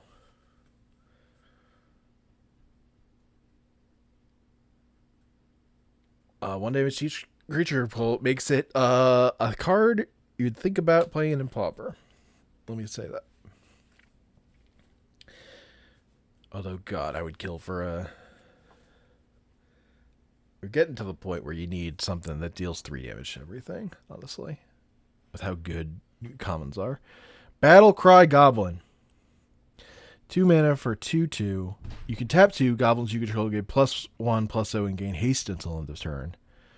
And it's got pack tactics. Whenever Battlecry Goblin attacks, if you attacked with creatures with total power 6 or greater, so like 2 other 1/1s in this, and you've used the ability, you create a 1/1 red goblin creature token that's tapped and attacking. That's just fucking a lot of fucking stuff for this 2 mana 2/2. You know?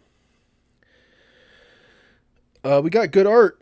We got some Rebecca Guay, Norwood Archers, 3/3 can block creatures with flying, also known as reach, but before that was keyworded. Just quality art. I dropped all my cards.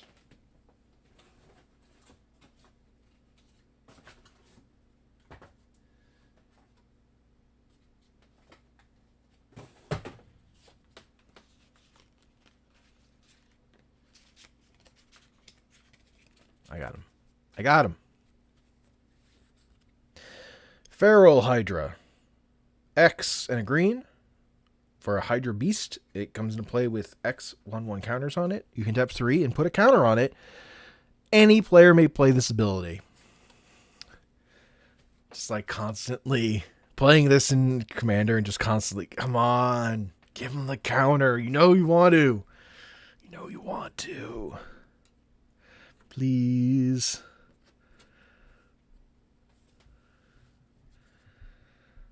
Signal Pest. 1 mana 0/1 with Battle Cry. And it can't be blocked except by creatures with flying with reach. Classic affinity thing.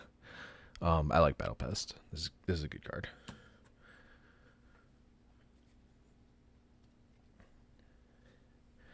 Hell's Caretaker. 4 mana 1/1 horror. Sack a creature. Return target creature from your graveyard to the battlefield. Activate this ability only during your upkeep. This had to have been like from a starter product, like Portal or something. Only during your upkeep. I wonder what set that's from.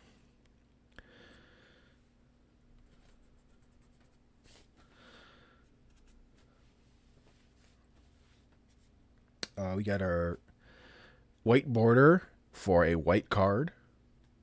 Aethersworn Canonist. 2/2 human cleric, artifact creature. Each player who has cast a non-artifact spell this turn can't cast additional non-artifact spells. Fuck you, Storm. And now for the future of Magic. It's Seeker of Skybreak. 2 mana for a 2/1 elf with untap target creature. It was just really fucking broken with next to Priest of Titania. That is all.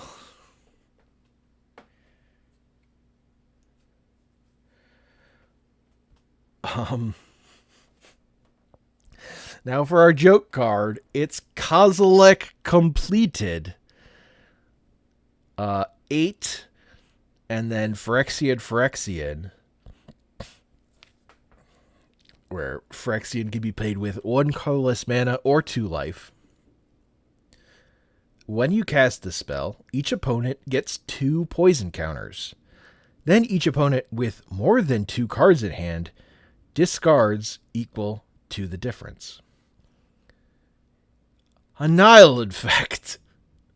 Whenever this creature attacks, defendant player sacrifices a permanent for each poison counter they have.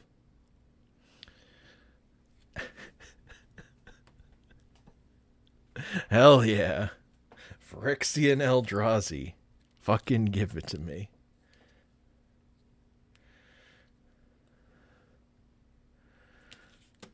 We got 4 packs left.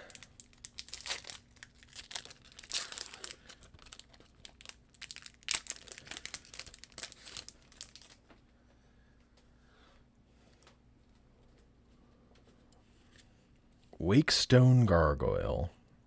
4 mana, 3/4 defending flyer. Tap 2. Creatures you control with Defender can attack as though they didn't have Defender. It's like it's almost like they're trying to make fucking Defender happen or something. In Conspiracy. Raise the Alarm. Just a solid playable Magic card, you know? What if you just got 2/1/1s for 2 mana, and that was good? One of them didn't also need to become a planeswalker. You know? That might be a little much. 5 mana, pore over the pages. Draw 3 cards. Untap up to 2 lands. Then discard a card. Back in my day, if they let you untap all your lands, and it was fucking broken.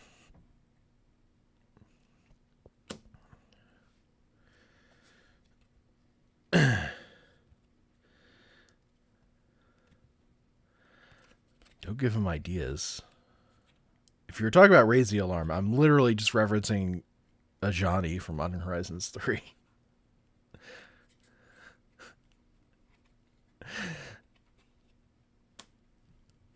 That's literally what Ajani from Modern Horizons 3 is. You get a 1/2 and a 2/1.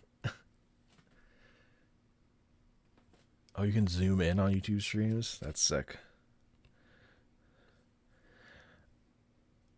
Mystic Speculation. 1 mana, scry 3 with buyback 2. If you have infinite mana, though, you really want someone to draw a card, which does exist. It's just the buyback's like 5. Steel Strength. 2 mana, instant. Target creature gets +1/+1 until end of turn. Another target creature gets -1/-1 until end of turn.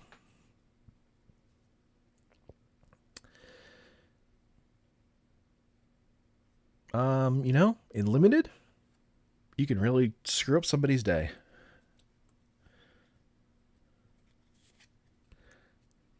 Particularly back then when creatures were bad. Reaper's Talisman. Artifact equipment. When a equipped creature attacks, it gains Death Touch until end of turn. When a equipped creature attacks alone, defending player loses 2 life and you gain 2 life.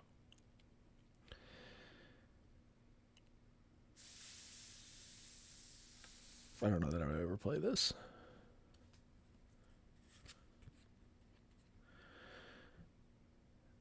Nimble Bird Sticker. 3 mana for a 2/3 goblin with reach. What goes up must get stuck. That's it. That's just a creature. Shredded Sails. So this was cool because it was in the era of figuring out how to make cards like this playable in, like, more playable in Best of 1 Limited, I think. 1 and a red, you can destroy an artifact or deal 4 damage to target creature with flying or cycling 2. So you have your specific limited answers, but also you can just cycle it away if they don't have anything that you need that for. Here's another classic Magic the Gathering card with classic Magic the Gathering art. It is Wood Elves. Comes into play. Search your library for a forest and put that forest into play. Not tapped.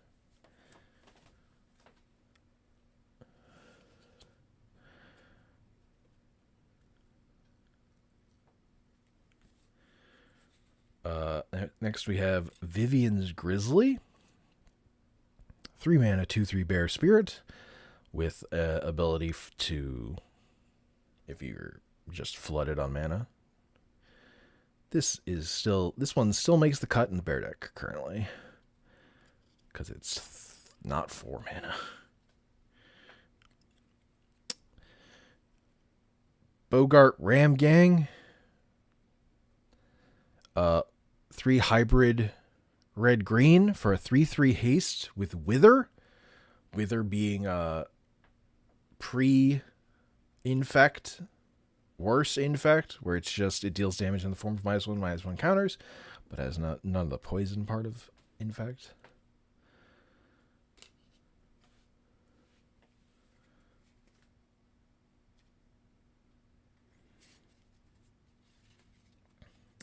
Now we have Peer into the Abyss. 4 colorless, black, black, black. Target player draws cards equal to half the number of cards in their library and loses half their life. Round up each time.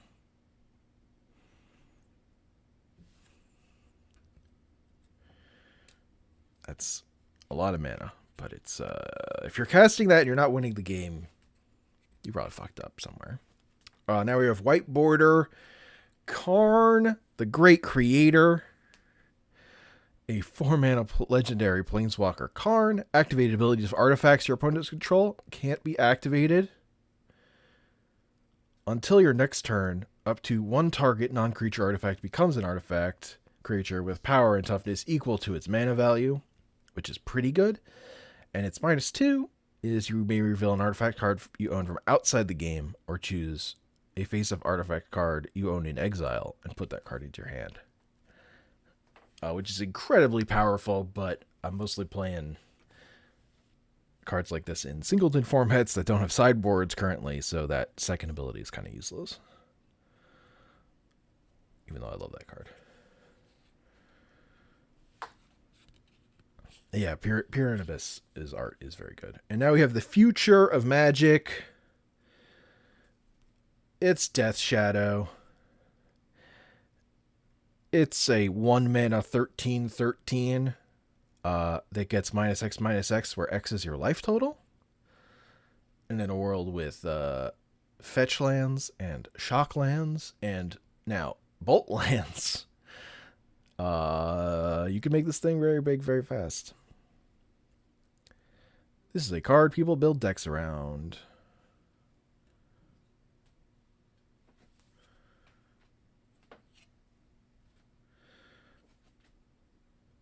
And now we have our joke card. It's Arcanum Things. 1 and a white, artifact equipment. Equipped creature has flying. Equipped for 2. And equipment swap. 2 colorless and 1 white. Exchange this equipment with an equipment card in your hand. If this equipment was attached to a creature, attach the new equipment to the creature. That's sick. That's fucking... That's crazy. Yeah, I'm just attacking you with flying. Oh no, it's fucking... Kaldr's... whatever. Some giant equipment that I now don't have to pay for. Cheating of mana costs. Good. Powerful.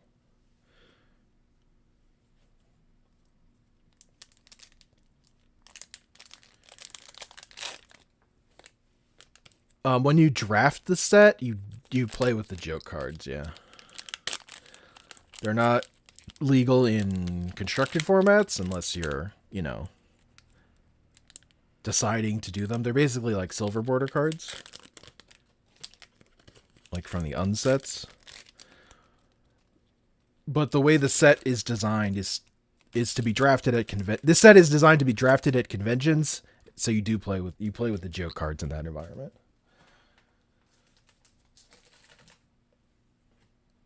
Like this product isn't you could only buy it through a limited secret lair thing. Like if you're just getting it at home, because it was paid for to exist by the Magic convention team to have a product to run at conventions for silly times.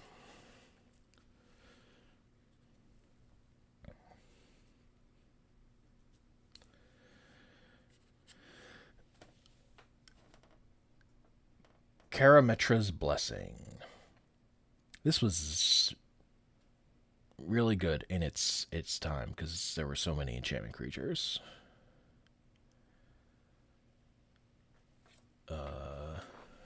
Like in limited, this was good, I think. But I think this even saw some constructed play in standard at the time. I think I played it.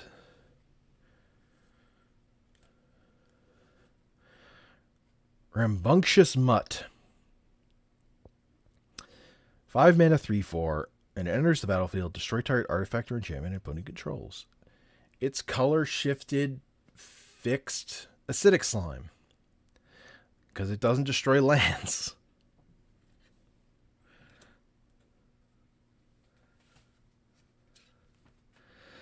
Here's just a classic Magic card. Merfolk of the Pearl Trident. I like that it's old art, so it doesn't even say it's a merfolk. It's just a summoned creature. 1/1. Are merfolk humans with fins? Or are humans merfolk with feet?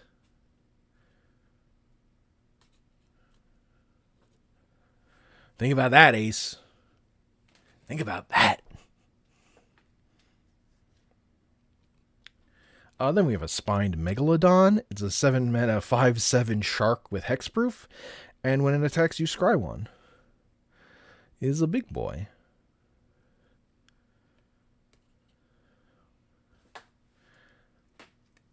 They're Vidalcan fish.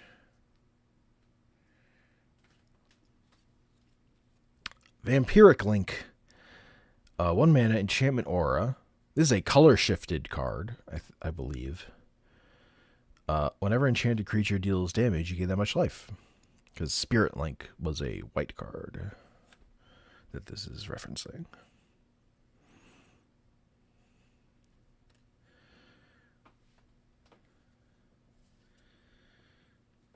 Skeletal Worm. 8 mana, 7/6 with tap 1 black and to regenerate it. It's a big dumb idiot that doesn't have trample. Necromancers are judged by the most powerful undead they've ever created. There are those who have animated just a single being, yet are considered the pinnacle of their dark craft.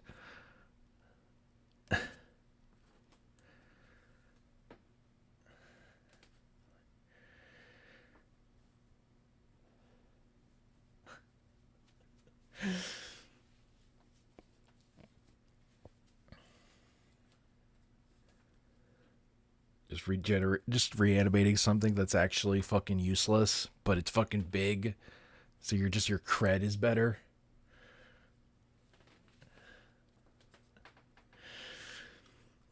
What if you had another way to give it trample, though? You could be, you know, maybe you some other trample source. Don't besmirch my skeleton worm. Yeah, black doesn't have a lot of good ways to give trample, though. Would be the other thing. All those good ways are in green. Until the turn, gain control of target creature, and it gains haste. Untap and goad that creature. This is it's a multiplayer card. Is that Conspiracy 2's set symbol? Or is that Conspiracy 1? I don't know which is which, because I never played those sets. But this is a multiplayer card.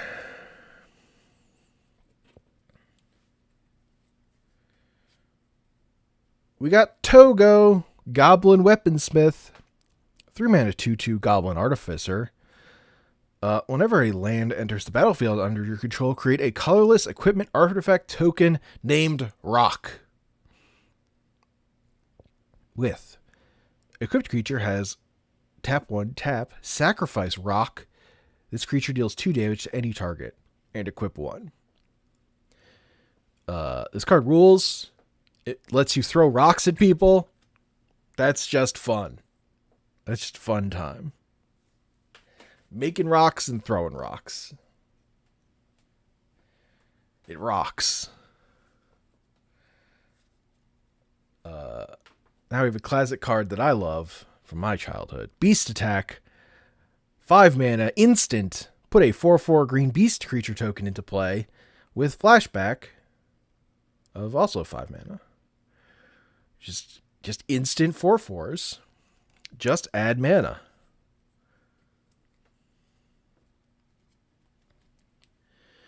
Prosperous Innkeeper. We've got a 2 mana 1/1 halfling citizen that when it enters you create a treasure, and Whenever another creature enters the battlefield under control, you gain 1 life. Card I see in a lot of play. This is just a good card. Good role player.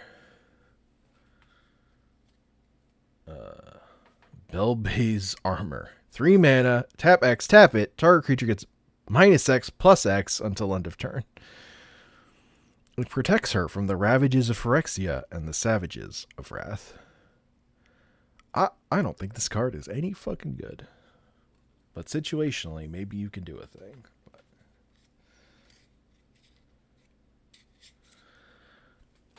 Bishop of Wings. 1/4 human cleric. Whenever an angel enters the battlefield under control, you gain 4 life. And whenever an angel you control dies, create a 1/1 white spirit token with flying. Classic for angel decks. Good support card for angel tribal. Specifically. Our white border card is Fairy Macabre. A 2/2, 3 mana fairy rogue with flying. Discard Fairy Macabre, exile up to 2 target cards from graveyards. I think this is seen play in Pauper in non-black decks, just as a way to freely exile stuff from graveyards.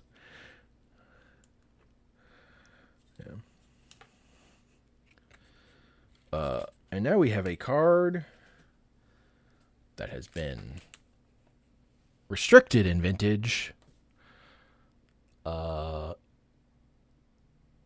Incredibly powerful, important in Doomsday decks. It's Gush. The future of Magic is Gush. There's a whole book about Gush. That's probably kind of out of date because it was written a while ago. But return 2 islands until you control to their own hands rather than pay the spell's 5 mana cost, and you draw 2 cards. Completely broken Magic card. Turns out this is busted.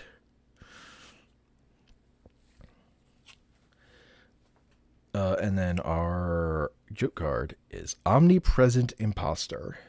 2 mana for a basic creature shapeshifter, 2/1 changeling. Omnipresent Imposter has all card names.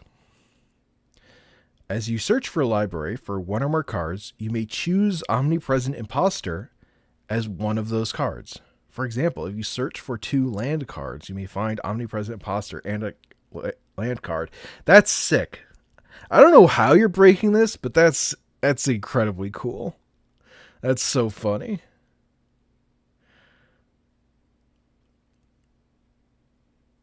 I don't know what you're doing with this, but you're doing something.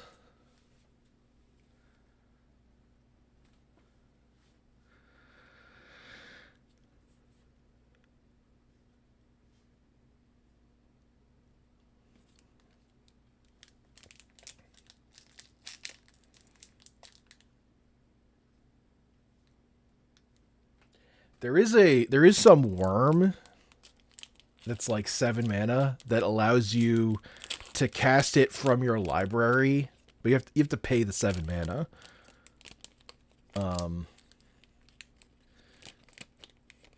But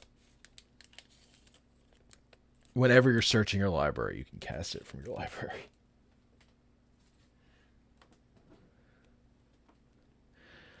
That's a real card. Avon Squire. This is a 2 mana 1/1 flying bird soldier with Exalted. Attacks alone. You get +1/+1. Now, when you attack alone with any creature, that creature gets +1/+1. That's how Exalted works. Glimmerpoint Stag. 4 mana for a elk. A 3/3 elk. On theme. For Oko things. When it enters, exile target permanent, and then return that card to the battlefield at the beginning of the next end step. Oh, it's like the fixed version of... There's a version of this that they had to ban in Standard because it returned it immediately, and then you could just like loop with a Planeswalker. with a Saheeli specifically in that case. We got a level up card. Halimar Wave Watch. You can pay 2 mana to level it up. It starts as an 0/3. At levels 1 to 4, it's an 0/6. And if you can put 10 mana into it, it will become a 6/6 with Island Walk. This is the answer to all your merfolk needs, Ace.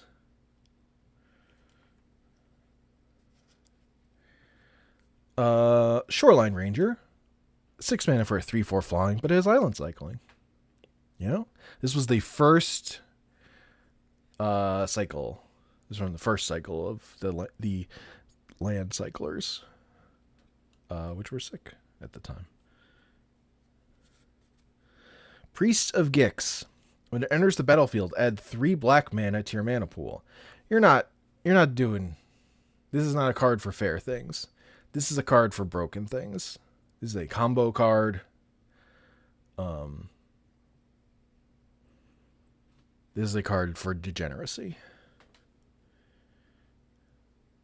Human cleric minion were not the creature types on that card when it was printed.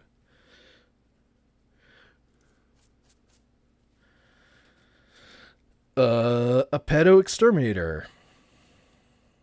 A 3/1 wizard with morph for 4. When you turn it face up, target creature gets -3/-3 until end of turn. So you pay 7 mana, invest 7 mana into giving something -3/-3.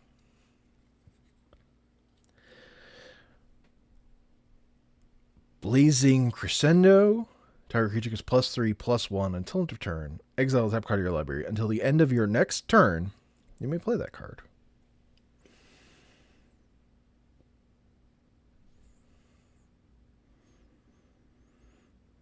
That's interesting. Pedo Exterminator.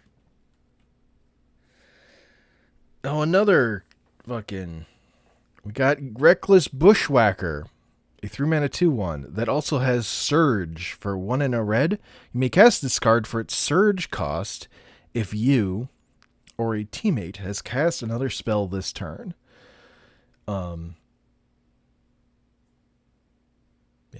So usually you're casting this for 2 mana. It's a 2/1 with haste, and if it enters the battlefield, if its Surge cost was paid, other creatures you control get +1/+0 and gain haste until end of turn.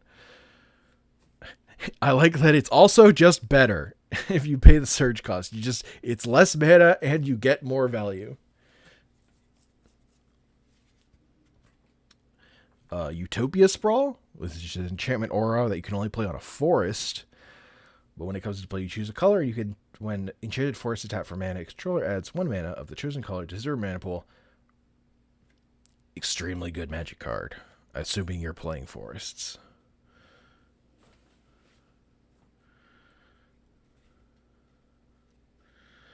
Spore Swarm.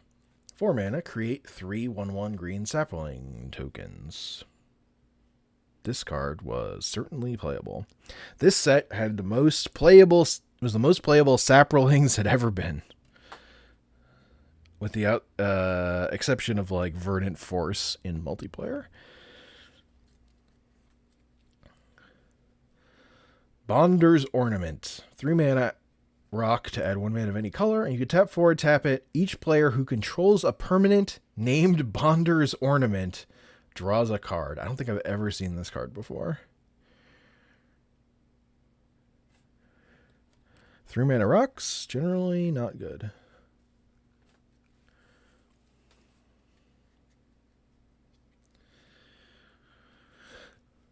Part the Water Veil. 6 mana. Take an extra turn after this one.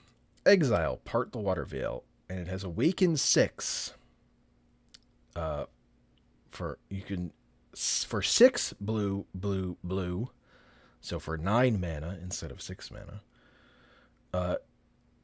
You also put 6, if you pay that mana cost, you also put 6 1/1 counters on target land you control, and it becomes a 0/0 elemental creature with haste. It's still a land. So if they don't have blockers, you get to deal 12 damage to them or whatever.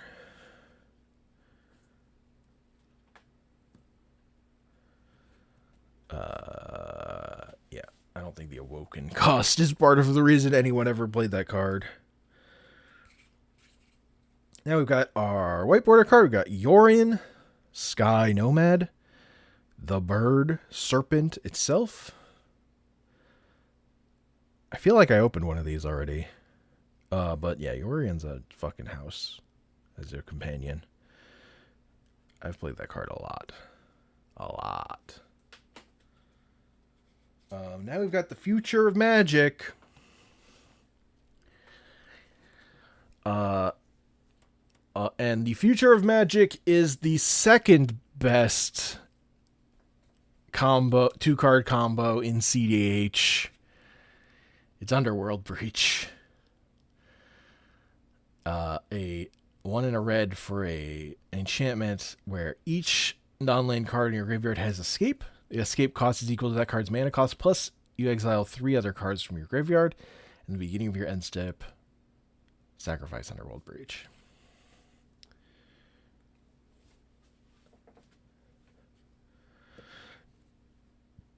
Only for broken things. And now our card is Your Wish is My Command, a 2-mana sorcery. You may cast an instant or sorcery spell from your sideboard. If you cast a modal spell this way, you may choose an additional mode. Wild.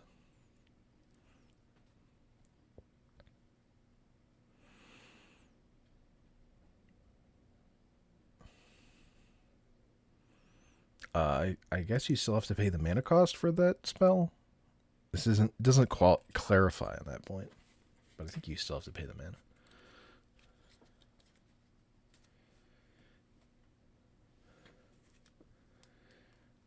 I feel like that's for like if you get another one of the joke cards, like the 6 mana. I think the 6 mana choose a Praetor thing is modal.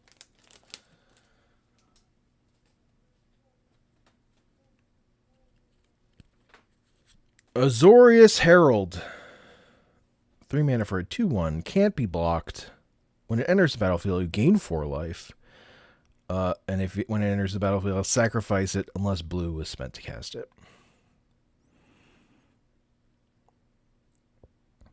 3 mana, gain 4 life.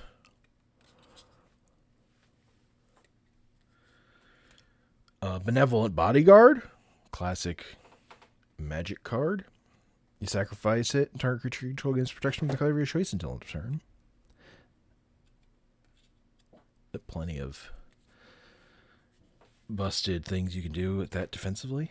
Eldrazi Sky Spawner.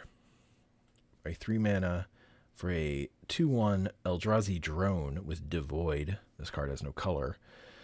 Flying.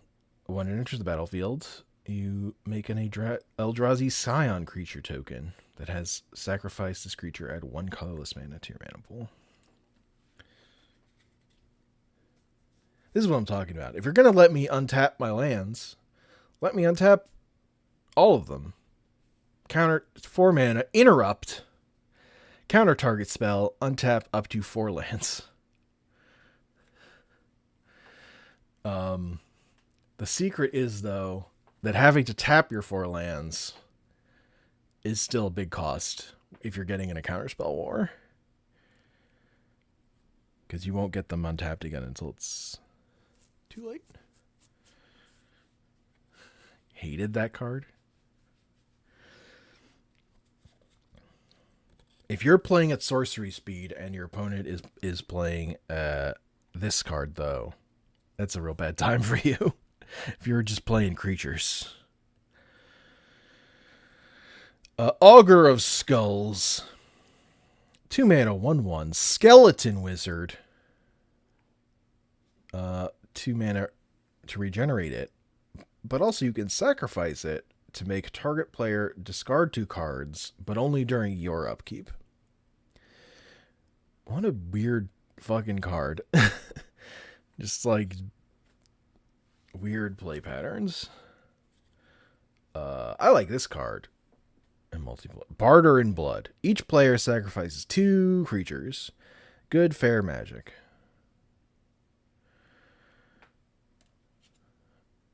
In the game of conquest, who cares about the pawns if the king yet reigns? Geth, keeper of the vault. Unfortunately, this was printed in Mirrodin. There was broken stuff going on there. Oh, Punishing Fire. 2 mana for an instant, deal 2 damage to target creature or player. Whenever an opponent gains life, you may pay 1 red mana. If you do, return Punishing Fire from your graveyard to your hand.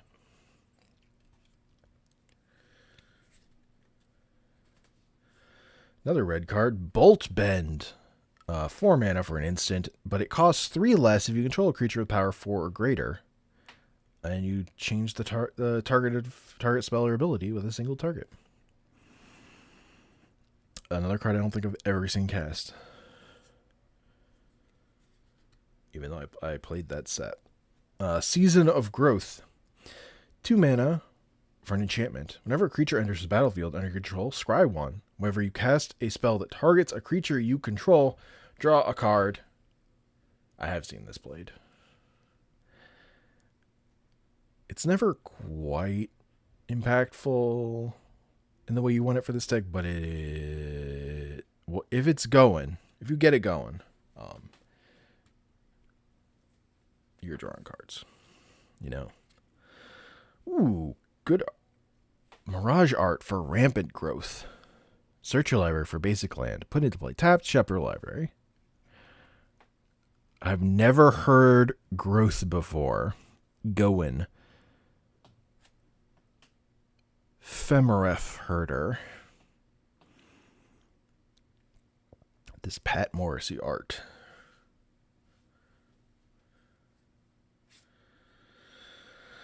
We've got Wall of Denial. 3 mana for an 08 defender with flying and shroud. Just like, nope. That blocks that 7/6 worm. We've got Narset's Reversal. Copy target instant or sorcery spell, then return it to its owner's hand. You may choose new targets for the copy. This is a card that always feels like it should be better than it winds up being most of the time. I would say. We got White Border Mystic Sanctuary. Just an absurd land because it is a fetchable island that can get you a card you need when you need it. Yeah, and now like our last thing for the future of Magic is Sengir Vampire, baby. 5 mana 4/4 flyer. Wherever a creature deals damage to Sengir Vampire this turn dies, put a +1/+1 counter on Sengir Vampire. So you know, the future of Magic, it's looking classic. It's looking old school.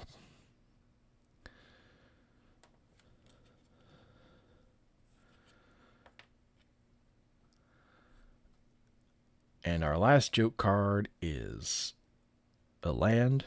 Maestra's Totally Safe Hideout. It enters the battlefield tapped, and it adds blue, black, or red, and it has land casualty 2. As this land enters, you may sacrifice a creature with power 2 or greater. If you do, create a token that's a copy of this land. That's very funny. And that's it.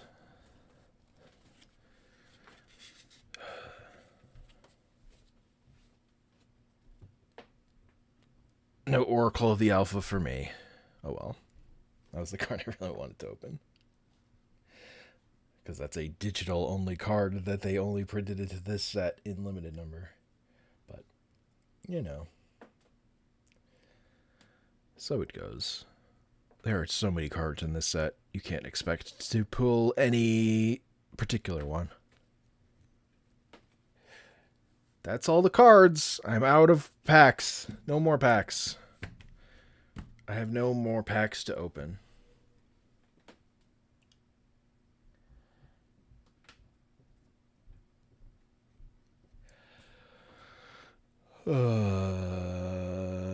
I could stream something else. I could eat and end the stream. I could play a video game. I can't buy more. This product is sold out. At least for now. The only way to get it now is at Magic conventions.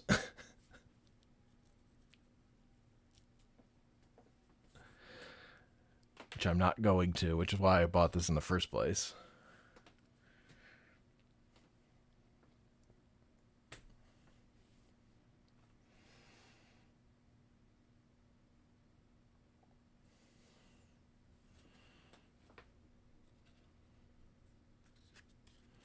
Let me make some...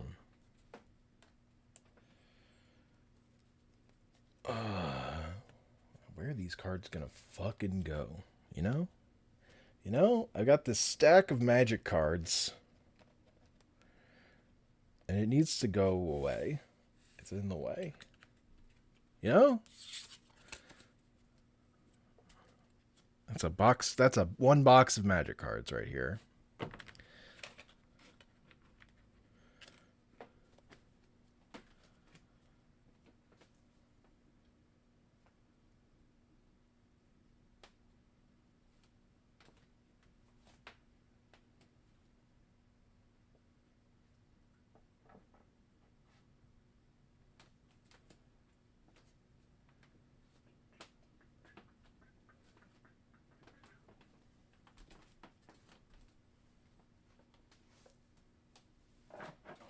For now.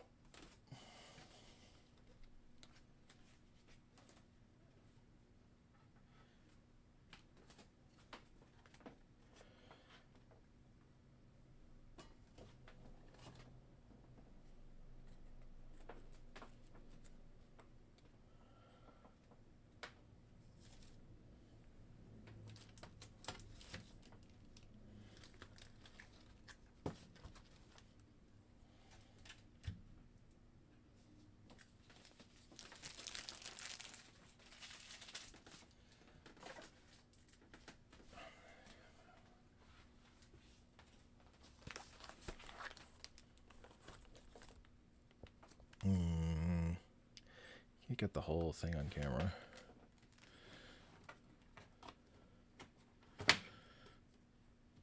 Get out of the way, Spider-Man.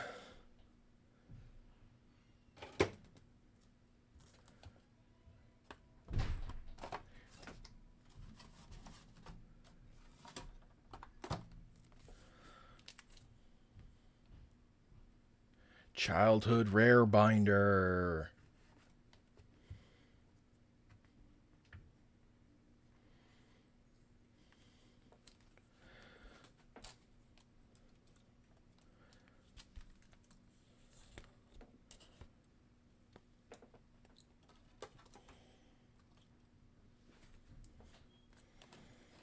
Still need to move more stuff.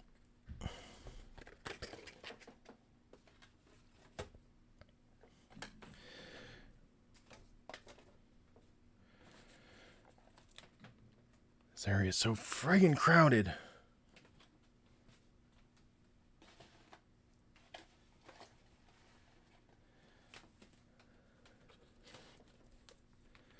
That's good enough.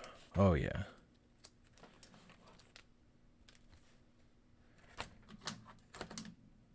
Yeah, you're gonzo.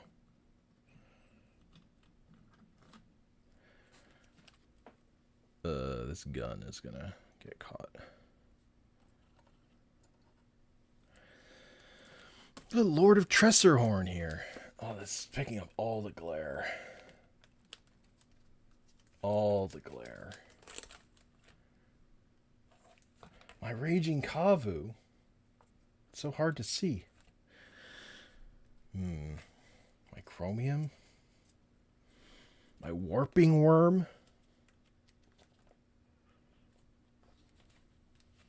My Skeletal Ship. You know? You know?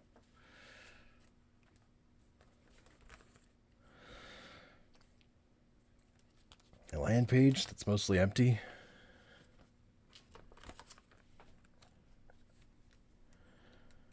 foil Memnarch metalworkers are actually worth money. Because they haven't reprinted those. Leveler. Fair Magic. Tika's Dragon. 9 mana 5/5. Counts as a dragon.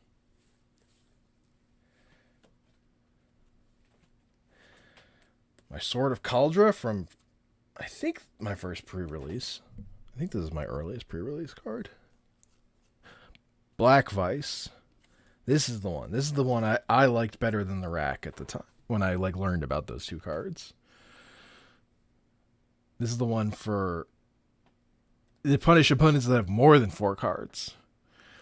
If you're holding your counter spells, fuck you. Legacy Weapon. This was a big one for me. Just because, you start removing your opponent's permanents from the game. Really really fucking exile them out of the game.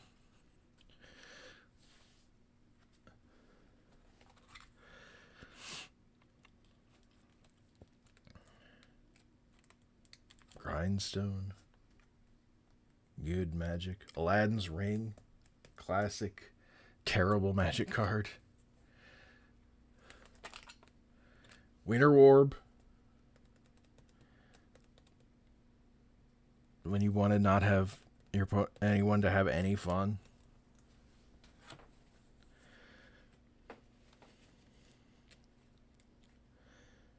Static Orb.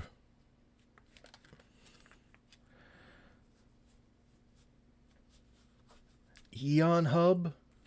Players skip their upkeeps. Classic Magic cards. Ink Eyes, Servant of Ania, another pre-release card. Vampire Nocturnus is another pre-release card. For the M10 pre-release, I guess I went to.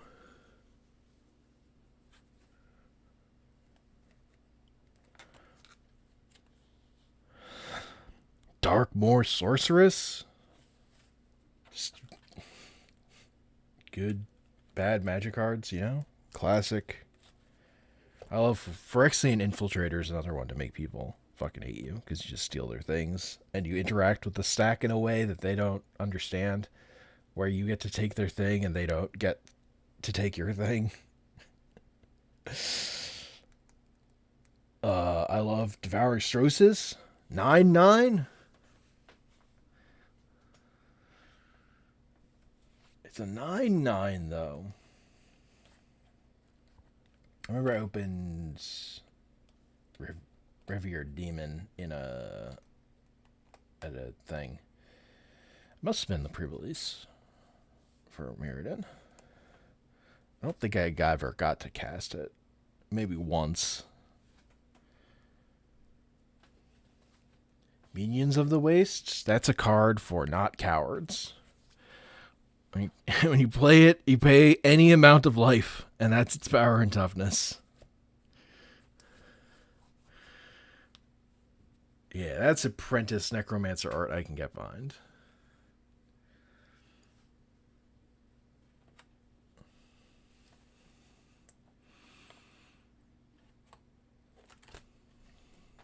One with Nothing? The worst Magic card?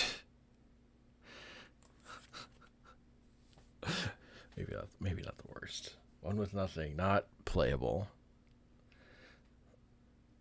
No one ever broke it hard enough for it to be worth it. The problem is Lion's Eye Diamond exists if that's what you want to do. What if you did that effect without paying mana into it and you got mana? And it was a permanent you could recur,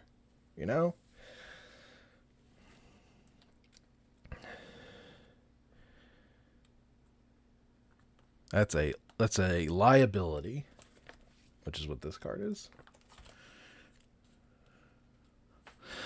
There's my 6th edition Doomsday.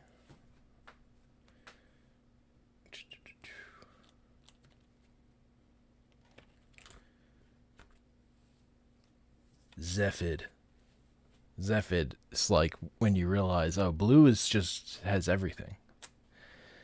What if you countered all their spells and then you played a thing that they can't target? And then you just get to, own the whole game. That was when I truly became a menace as a Magic player.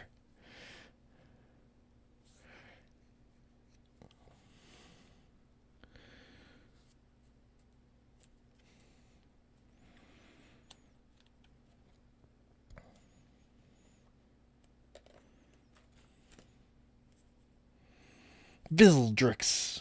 7 mana, 6/6. Doesn't even have a downside. Unlike Thing from the Deep. Where you have to sacrifice an island whenever it attacks. We got Gifts Ungiven, Mind's Desire.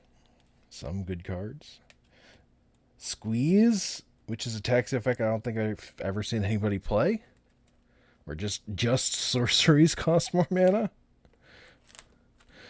That's not a wide enough thing of spells that you're hitting. My foil Blatant Thievery, though.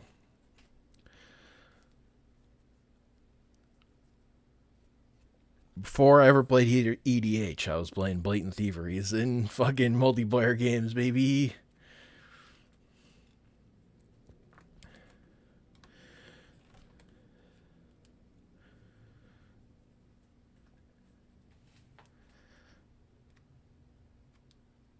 Sunder?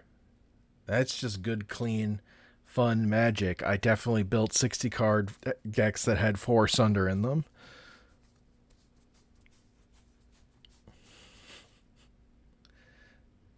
Because I'm about having a good time.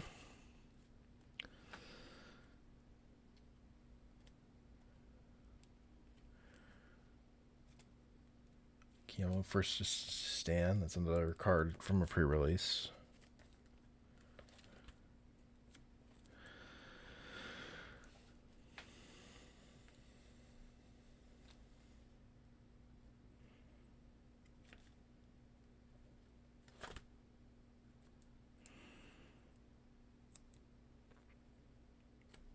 There's Armageddon.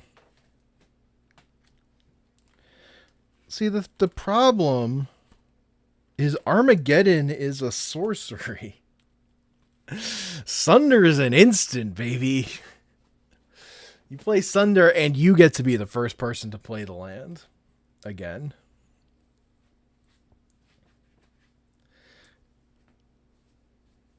That's such a big difference in a multiplayer game.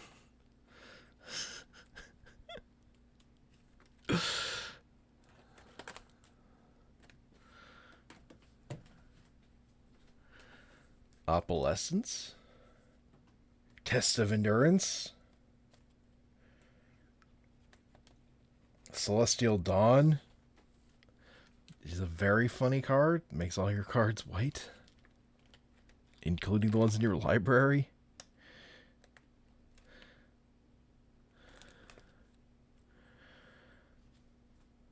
Ryusei Falling Star. Kiki Jiki Mirror Breaker foil.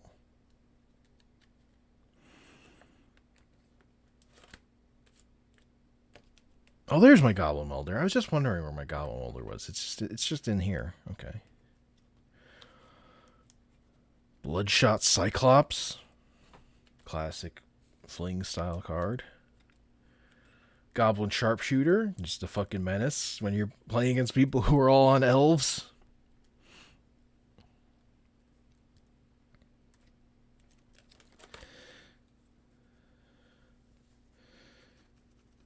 Crimson Hellkite. Deals X damage to target creature. Target creature. Repeatable.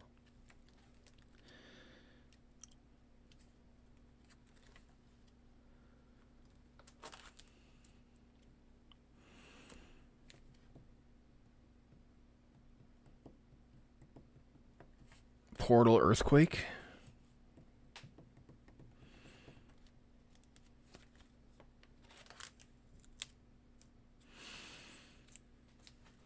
Allosaurus Rider was another pre-release card. Dirt Cow Worm was one of my favorites for multiplayer. Whenever any opponent plays a land, put a 1/1 counter on it. Thorn Elemental, the first rare I opened in a booster pack that I got myself. No longer a rare. This card is an uncommon now. Oh, my Thorn Elementals though. A starter Thorn Elemental, baby. I even traded one of my Thorn Elementals at one point. That's how I got Chromium. I traded Thorn Elemental and a Verdant Forest for Chromium. I didn't really know how Verdant Forest... I didn't understand how Verdant Forest worked at the time, I will say. I thought that card was worse than it was for multiplayer. I thought it gave everyone a 1/1 Saproling, not just you. Because just you seemed too good. It's like, I can't be reading this card right. That's too powerful. Giving me a 1/1 on everyone's turn? Absurd. Impossible. Xantid Swarm. This is how you solve the blue player problem. This guy right here. Whenever he attacks, defending player can't play spells this turn. I've seen this played in Vintage. The turn off counter spells.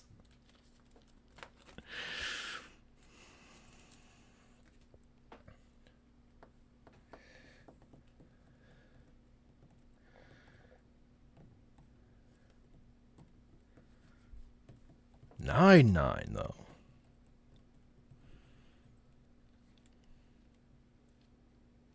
Oh yeah, nice damaged card. Hell yeah. My Force of Natures.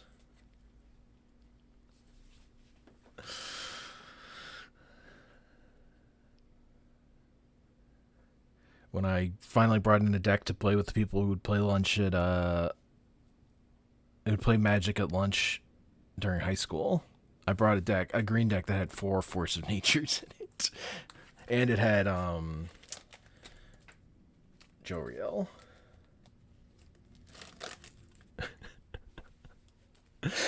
They like play a Force of Nature. Someone kills it. I play another Force of Nature.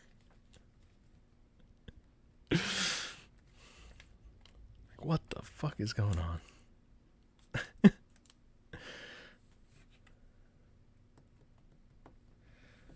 Food chain. Broken magic card.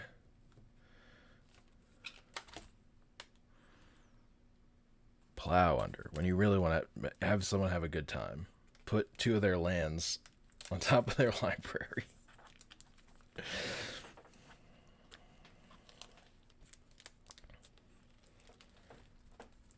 There we go. Okay. I just wanted to go through that on stream.